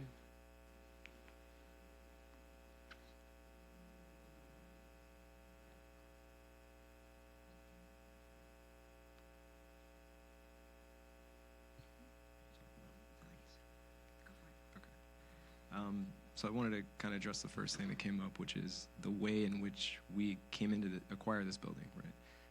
I think the complaints that all these tenants have should not be taken up with us, but the previous owner from whom we bought the property, right? He wanted to sell his property. That's where they were having their business, right? He didn't inform them what was happening. He didn't inform them that the building was being sold. We took possession end of January or end of December, beginning of January. And that was this year? That was this year, yes. And so, you know, it's very possible that, you know, that this doesn't happen, right? It's hard to warn a tenant that we're going to do something before the Planning Commission has even given us permission to do it, right? As we move through this process, we want to be we have been very sensitive. Every time we visited this location, we've tried to take into account the fact that we know we are disrupting. We're going to ultimately and eventually disrupt these people's businesses that they've had there for many, many years. It's not something that we take lightly. It's not a joke to us, right? But this is something that it's a project that we have undertaken because the city of Hawthorne has also asked us to beautify these portions of the city that require that. This is a building that we feel like at the end of our improvements and at the end of our process, the value of this property has already increased. It will increase more so after the fact, right? We were happy to provide all the studies, the peer-reviewed studies that were already linked in here and referenced in here, but there are more that we can provide as well. So. I also just wanted to say to everyone, we will do everything we can to try and be fair to you. Please know that address. I'm sorry. Can we please address our comments? You Sorry. just speak. Yeah, I just want to say that we'll do everything we can to have a fair relocation process, and it is important. And then I wanted to speak to the comments about children in the area. We have a very robust age verification process. No one gets in the building that is either under the age of 21, or if they're 18, they have to be a qualified patient. It's verified, their customer information is saved. We take that very seriously. All products have to be child-proof before they can leave. And we have additional materials for anyone that would like them about safeguards to keep your cannabis and cannabis products out of the hands of children and animals. So I just wanted to mention that. And also, any concerns about people leaving the facility and maybe being intoxicated, we will have a rideshare area. We will also encourage designated drivers by offering, free sodas, things like that. We will also train all of our staff on signs of intoxication and making sure not to allow people to overconsume when possible. I think the worry too about people leaving the facility and maybe loitering. We've got our guards. Our guards are trained to shepherd people away. Right? There's no consumption on the property outside of the designated area, and certainly we don't want them to gather in the nearby areas and start causing trouble for our neighbors. Okay. There was also one more concern about some crime and some things that had happened along Crenshaw, like some shootings or violent crimes that had happened. One thing that this business is going to provide is obviously the security guard, but as well the security guard that's going to be there 24 hours a day in that area, but also the high quality footage that will be available, for the entire facility. We've had lots of incidences downtown LA, especially, where we've had the LAPD come and request our camera footage for incidents that happened, in the neighborhood. Hey, we saw somebody drive by. We think that maybe you recorded their license plate, and it's been actually very beneficial to the community. That raises a good question. Do you have outward-facing cameras on the building as well? Yes, absolutely. And you're going to be connected to the FUSIS as well? That's the Hawthorne Police Department? That's a requirement. Yeah. Thank you. I'm just making sure, and the reason why I'm saying certain things, just to let you know, I know the information that you don't know. I have more information here. A lot of the security measures and so forth, they did explain every little step here, and we do have CUPs on those. So like the security measures and all that, all the guidelines and so forth, I see those. A lot of you don't see that. And I may mention here and there, I know the information, but I'm just want to make sure that you feel comfortable, you know, when I say it, just so you are aware that we've looked at certain security measures as well.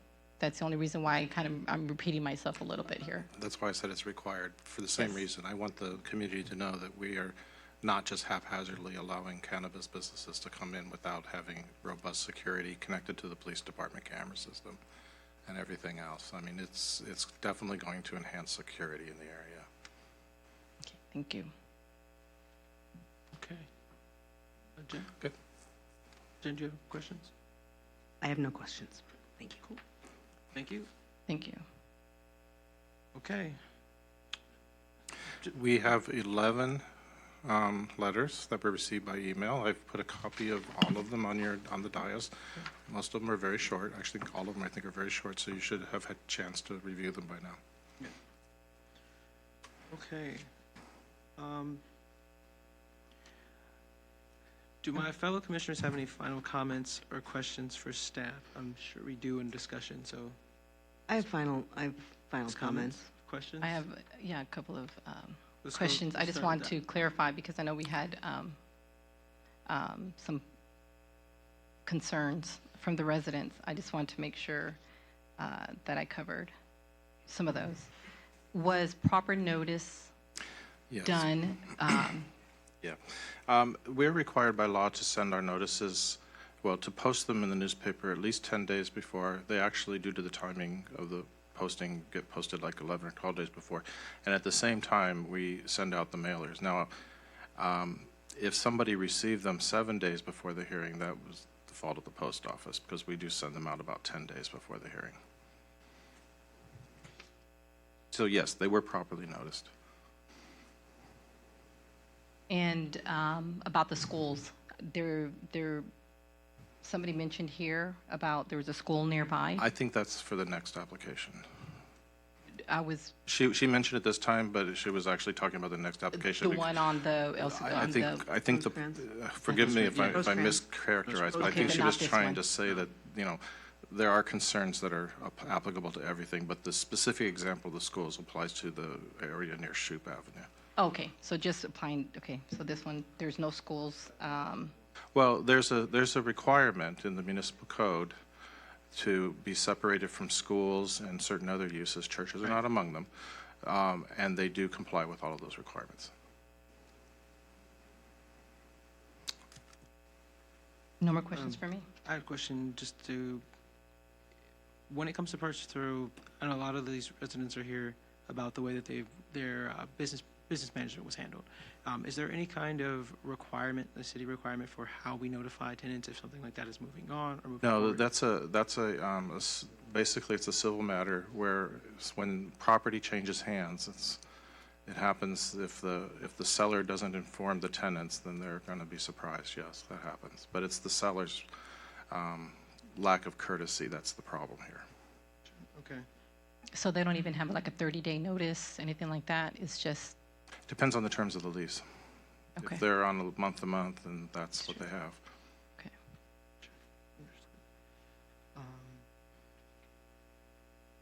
Yeah, I think that's, I think you got the rest of my question. Final comments? Nope, no more questions for me. Yeah, final comments. This one's hard. I want to just say that thank you to all of the community members that are here today. We've been doing this a long time, and this is the most people we've had, and you genuinely care about your community, and we can see it, and it means the world to me that you are here, and you stood up, and you shared your opinions, and you shared your thoughts. It also breaks my heart that you are getting removed from your businesses and the places that you have been. I know that it is not something that the city has done. It's just how it's handled because of what is going on has put you in this position. And so I just want you to know that I do feel for you, and I'm very sorry that you are going through that. I do ask to you that you did say that you would work with them for relocation and things, and I really hope that you do work with them, because this is the backbone of Hawthorne that has been here serving our community and running small businesses that has gotten us to the point that you're able to even come in and be here. So please genuinely work with them, and let's just do the right thing by everybody in a very strange situation. That's all I ask. Secondly, with what our job is up here today, it is our job to make sure that all of these applicants are doing things correctly and within the law of Hawthorne. It is not our job to approve or disapprove what is happening. That is the city council's job, and they have already approved six cannabis retail locations in the city of Hawthorne. So, with that said, I just want you to know what we are able to do here today. Not what we want to do, not what our hearts are telling us to do, not what our personal opinions are. It has to do with what the laws and the guidelines that we have set for us in this role. So I just wanted that to be said. And I'm going to add to that. I do understand your concerns. Again, as I told the last time in the last meeting that we had, we're the planning department. We look at zones, we look at the properties, we look at the facades, the building, the colors, and so forth. And of course, resident concerns. But again, the main person or the people who are really running the boat is your city council. There is a city council. They're the ones that are making all the rules. And those are the ones that sometimes we have to abide by. We hear your concerns, but yet there's the city council who makes all those decisions, even bringing cannabis to the city of Hawthorne. We can just do our best with what we have. And that's why we ask these questions as well towards the applicant, towards the staff, to make sure that they didn't miss a beat. Because we're hearing you, and we're just trying to do our best to with the powers that we have, to make it better for you guys. So again, I do apologize, Mr. Castillo. That was dealt, I think, not in a good way, unfortunately. And I do apologize for that. I feel you for that, and especially for someone who has dedicated 22 years into the city of Hawthorne and with all your employees. And I feel you. And again, I'm so sorry that you're going through this. And I feel you. I really do. That is it for me. Thank you. Thank you. I just want to say, before we move beyond this issue, I wanted to echo what Commissioner Holston said. This is a big disruption for a lot of these businesses here, and I do appreciate the fact that you've mentioned that you are willing to work with them on a relocation program. I don't know how this communication went, or if they've known, if this is not the first time you're hearing that these folks weren't notified before this meeting, but now that you have this information, I would really hope that you would do something with everything in your power to help work with these folks, because it is not fair that they do catch this way. And unfortunately, it does not seem like we have something set up at the city that allows us to tell businesses how they do their notification. So in the effort of being a good neighbor, I would greatly appreciate any efforts or works that you guys can do to reach out with them. I know we've had a few folks here request the studies. If you guys are here and can communicate here, to make sure that you're sharing with them so they understand exactly what it is that's coming into their community. I understand there's some other, not quite, so there are sensitive use areas, but not as defined by the code, to just continue to be respectful of those spaces, because we do have other folks who use this area as their as we mentioned, for places of worship, there's just things that are sensitive in the area. We'll note just for city staff, I know this is not particularly part of the code, but I do think there is some conversation for us to have about putting a dispensary across the street from liquor stores. It does seem like a little bit of maybe too much concentration of these types of buildings, but I don't know that that's a thing that we can change for a code. We can, but it requires changing No, I the know. ordinance. You know exactly. I mean, the same way we had this conversation with Commissioner Houston yesterday about. It's like what Commissioner Houston said. I mean, the policy was established, the rules were set. Everybody knows the rules. Not completely under. When I say everybody, I mean the applicants in the city. Know the rules, and so that's what we're working in. No, understood. Just just making it. But it's a good point. Yeah. Yeah, just statement made. Outside of that, I think that's it. That's it for me. So well, if there's no other comments, go ahead and consider public item on this issue closed. Okay. Okay. All right. Now, I formally close the public hearing on this item. Do I have a motion? Well, there's going to, remember the 45-degree angle. If I wanted to discuss this with you guys, if it's okay with you to maybe put the 45-degree angle, because they gave them an option, 45 or 60-degree angle. You can make that as a condition. Yeah, there's as you saw, there's a condition that is kind of either way. You can direct us to rephrase that to make it 45 degrees specifically, and put that in your motion, and then we'll move forward from there. Okay, so motion to approve with the condition with the 45-degree angle parking. I second. Okay. Vice Chairperson Cohens? Approve. Commissioner Houston? Approve. Chairperson Richard? Yes. Okay. This item is approved with a change in one condition. Moving on to conditional use permit CU 2023-0019 and design review application DR 2023-0016. This is for another cannabis use. This is at 4865 West Rosecrans Avenue. Before we start, can we please, it's hot in here. We'll see if we can change it. If you don't mind, thank you.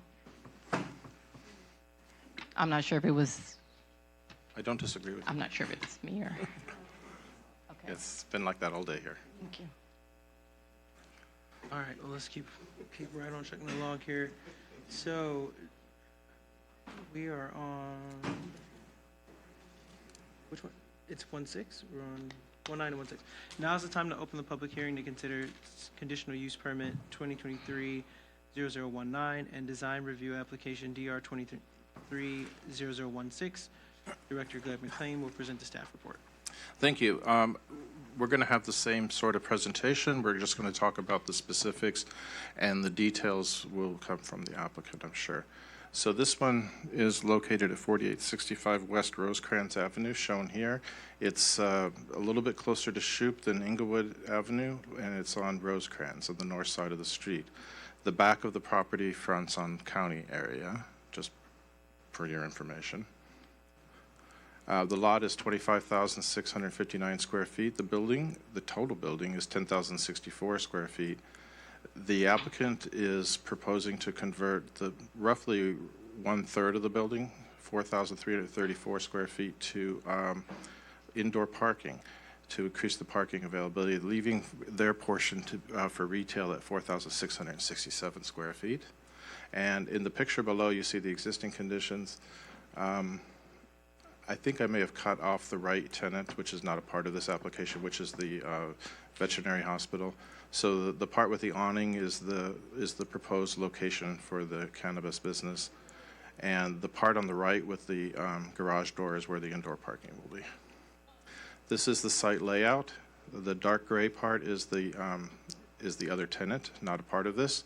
The middle part at the top, that's white, is the retail and back of house and everything, and the part on the right is indoor parking. The bottom of the drawing shows all of the outdoor parking on the site.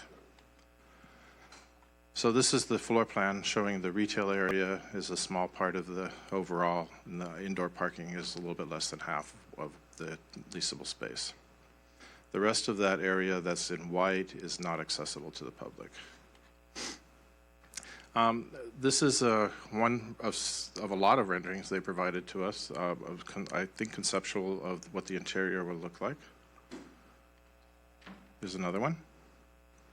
So a little less minimalist than the last application, but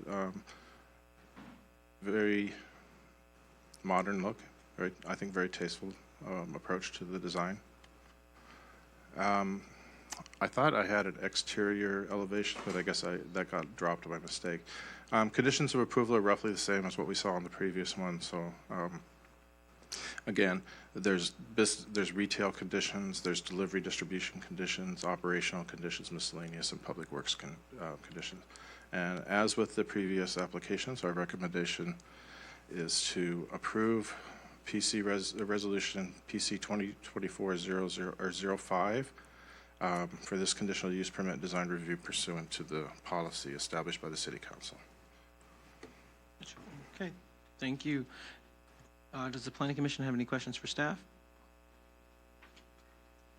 No questions? No questions for staff? Okay. Is the applicant present and do they wish to speak?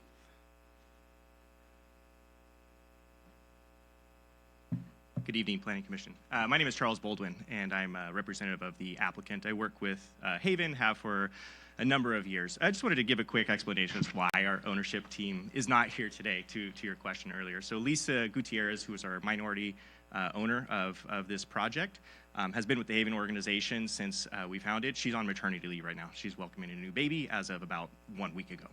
And then two other owners that are on the application are currently sick with COVID. It's Mark and Mike Simonian, the brothers.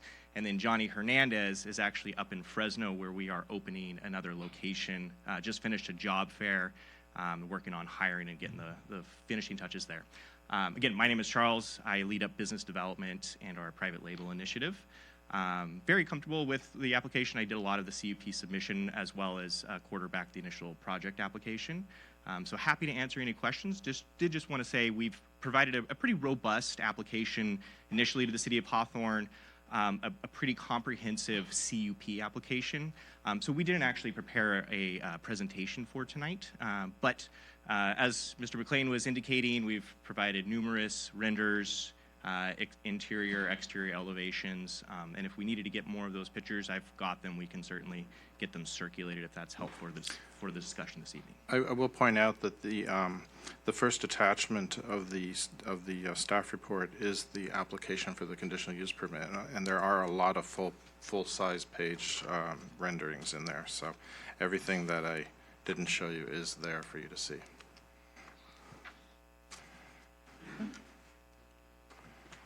Including the elevations, which I apologize for skipping. Any questions of the applicant? I have no questions. No questions again. When the CUP, thank you, because I know I asked these questions from the previous, and you added the security measures, compliance and regulations, the ventilation, the product storage, accessibility, traffic and parking, waste disposal, and all that stuff. Greatly appreciated that I did have that on hand. Yeah, so I wouldn't have to ask the questions again. I'll even elaborate further. In the initial selection process where we selected the top candidates, all of that information was required at that time as well.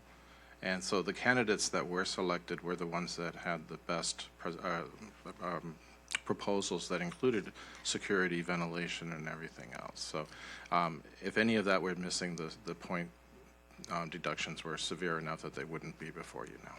Thank you for that. And I'll maybe just add a couple of points here, because I know there's been a few concerns brought up tonight. So when we went out and pursued a site, which was difficult in Hawthorne, there's not a lot of properties that work. A lot of them are too large. And because we applied with a dual use, indicating that we would do both distribution and retail, if we wanted to put those two locations at the same site, it would limit our location even further. So what we did is we found the most suitable retail location that's zoned commercial, that we felt we would be able to get the right amount of parking, the right amount of access, as well as not displace an existing business. So in this particular instance, the current tenant, their lease is coming to an end and they were not intending to renew.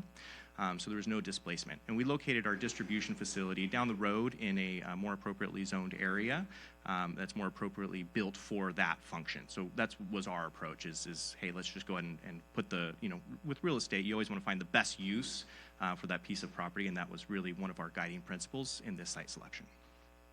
Okay. And also on this, there's really no landscaping really on this one, the surrounding area, because of what we have. Now, what is the setback from the back? What's the setback? Do we even have a setback? I think we do on this I one. think it's 0, but Are you talking about the north of the building? So our project manager from the architecture firm, Natalia, can probably answer that question. Hi everyone, Natalia. Yes, we're at 0 property line, actually on the north side and the east side. And then the front side, which is the north side, I believe, we actually have an existing landscaping strip that doesn't have any current landscaping that we're going to improve, and we're installing 4 new trees, I believe, 4, yeah.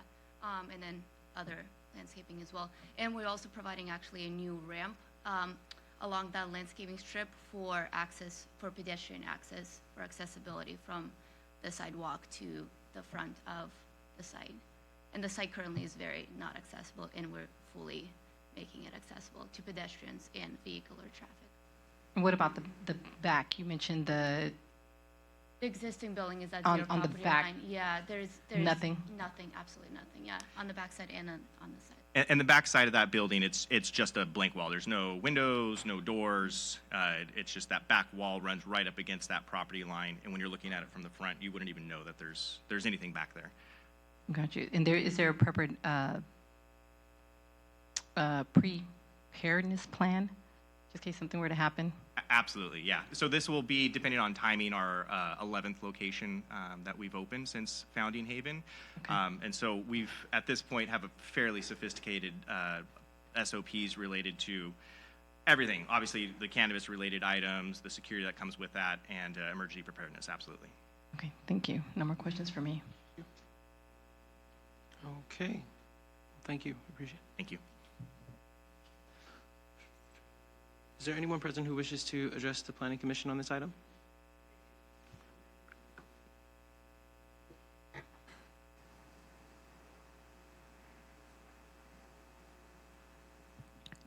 I was questioning the schools that were around the location on Shoup. There's a corner with special ed kids.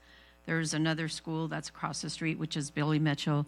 I was also concerned about our property value going down, and if they've done studies, what studies, or where was their data accumulated from, so we could actually see that our property values are not going to go down and crime is not going to go up. Thank you. Thank you.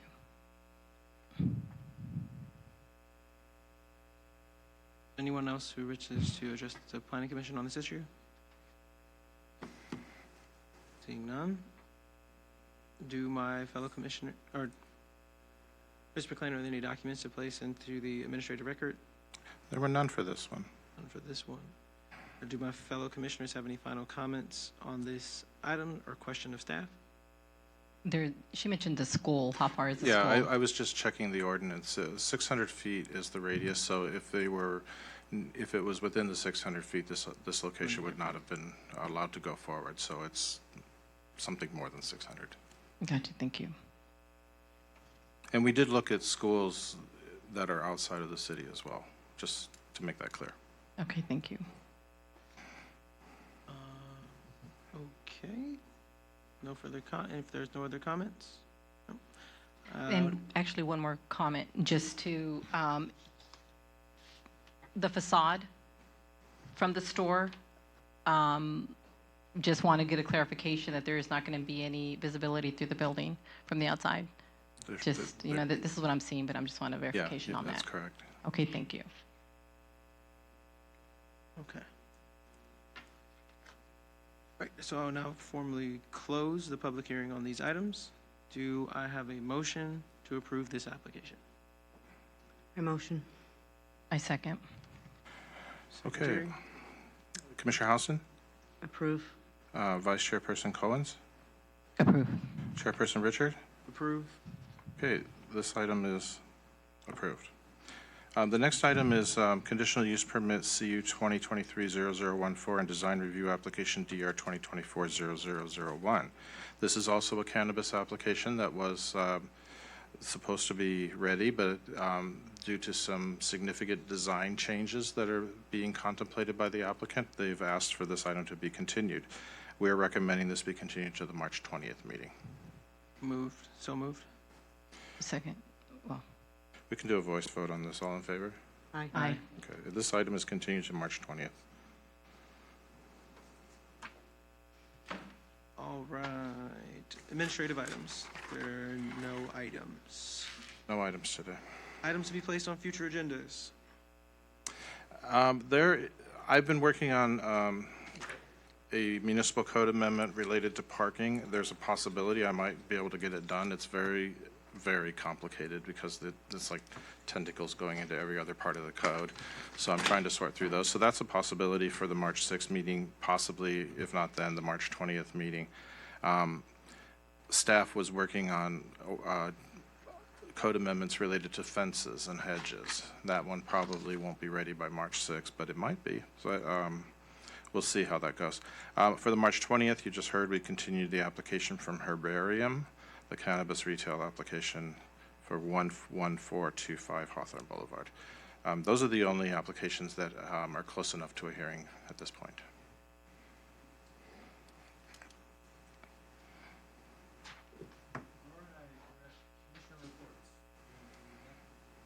For commissioner reports, we're going to go left to right. She goes first this time. Yeah. What do I have to do? Reports, No reports. things. Tell us Nothing, about- nothing to report. Nothing? All right. Okay. Like my new pin. Does that Like, count? that's a Like- report. That's a report. We go. Okay. Bounce over here. I said this last time, but again, if anybody has any complaints or anything, you guys do have your city council. So if you have, like I said, concerns, problems, issues, please go to your city council. I do want to thank the Hawthorne Police Department. They did coffee with a cop on the Holly Park area. And again, shout out to them. They've been doing a great job, and they're very visible in our neighborhood. So again, thank you, Hawthorne Police Department. Of course, Public Works. Public Works always does a good job, so kudos to you guys. And thank you, Planning Commission, this time. With all the rest of the times, you're just getting better and better. When I saw... You guys are planning staff? Planning. Okay. I'm looking at the report. I know I was asking lots of questions of the cannabis business about smoking, ventilation, and so forth. So this time you guys kind of put it all in there and informed us. Again, greatly appreciated for giving us all that data. Thank you very much, and keep up the good work. Aye. Thank you. Hello, I apologize. I didn't hear any open floor items on here. That was earlier at the beginning of the meeting. Okay. I didn't know that item 4 was going to be rescheduled. That's why I didn't come up. Oh, item 4. Yeah. So that one is the last one. Item 4 is rescheduled. Yeah, that's what Yeah, that's what so my you have question is regarding. It wasn't placed out there. So I see here that you have. We don't. So I'm not asking. I'm asking. Allow me to finish, if I may. I'm not asking on anything on number 4 particular. It's a general question. On I understand. that proposal. The public opening, the public comment Okay, part so- was at the beginning of the meeting. So we do, at the beginning of every meeting, we have a question for items not on the agenda. So that was a part that was placed. It's literally the first thing we do for oral communications. It's Okay. for items not on the agenda. So at this point, I wouldn't be able to entertain the comments simply because we are in the adjournment part of the meeting. It would have been fair game if that would have been placed out there to the public, that number 4 wasn't going to be discussed. Well, the agenda did indicate that it was continued, or be asked to be continued. It's under, and I'm not, you run the floor, but it's under continued public hearings, number 4. It wasn't placed on here that it was going to be discussed for March 20th.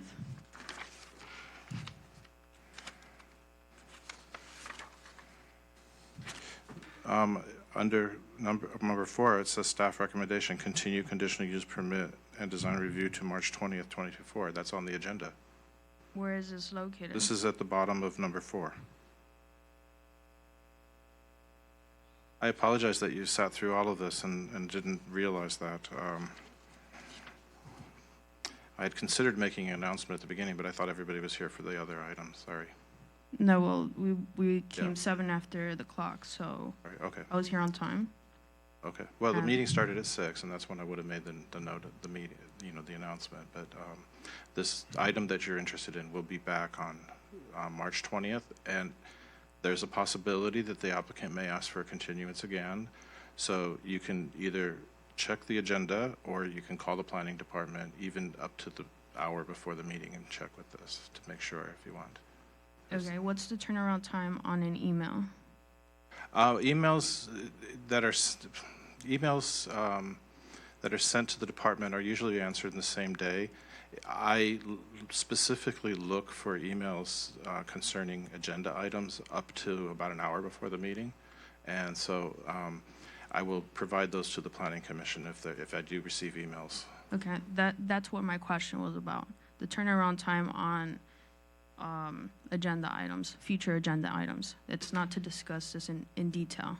Okay. So, Yeah, thank you but for yeah. allowing me to continue with my question. So you said the turnaround time is Well- depending on the actual, It depends. If you have a Proposal? comment, I will provide it to the Planning Commission if I receive it up until roughly 5 o'clock on the day of a meeting.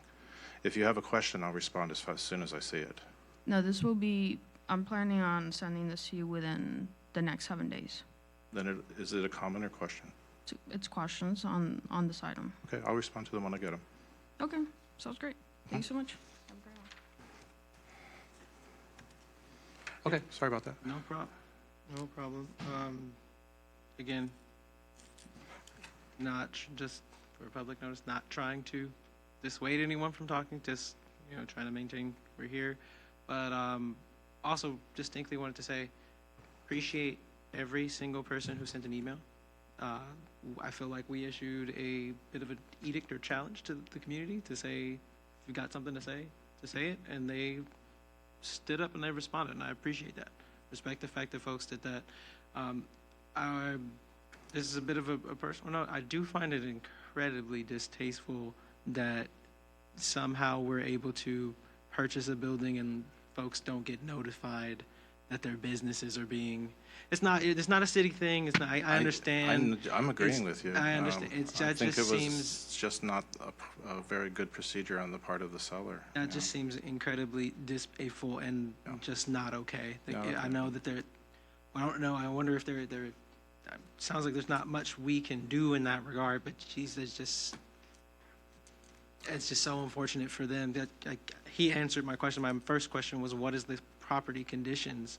Because it didn't seem like it was fair that anyone could just move your business out. But that's just not going to overall sit well with me. Buyer can't give notice to them either, because if they're in negotiations about buying the building, you don't want the buyer telling the tenants that they're going to buy it and kick them out, because then the tenants might leave, driving down the value of the property, and then they might use that as a way to get a cheaper price. It's tortious interference with the business contract. So, Fortunately, most transactions are not quite like this.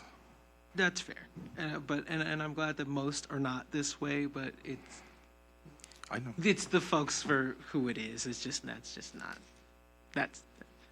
sucks. Let's just leave it at that.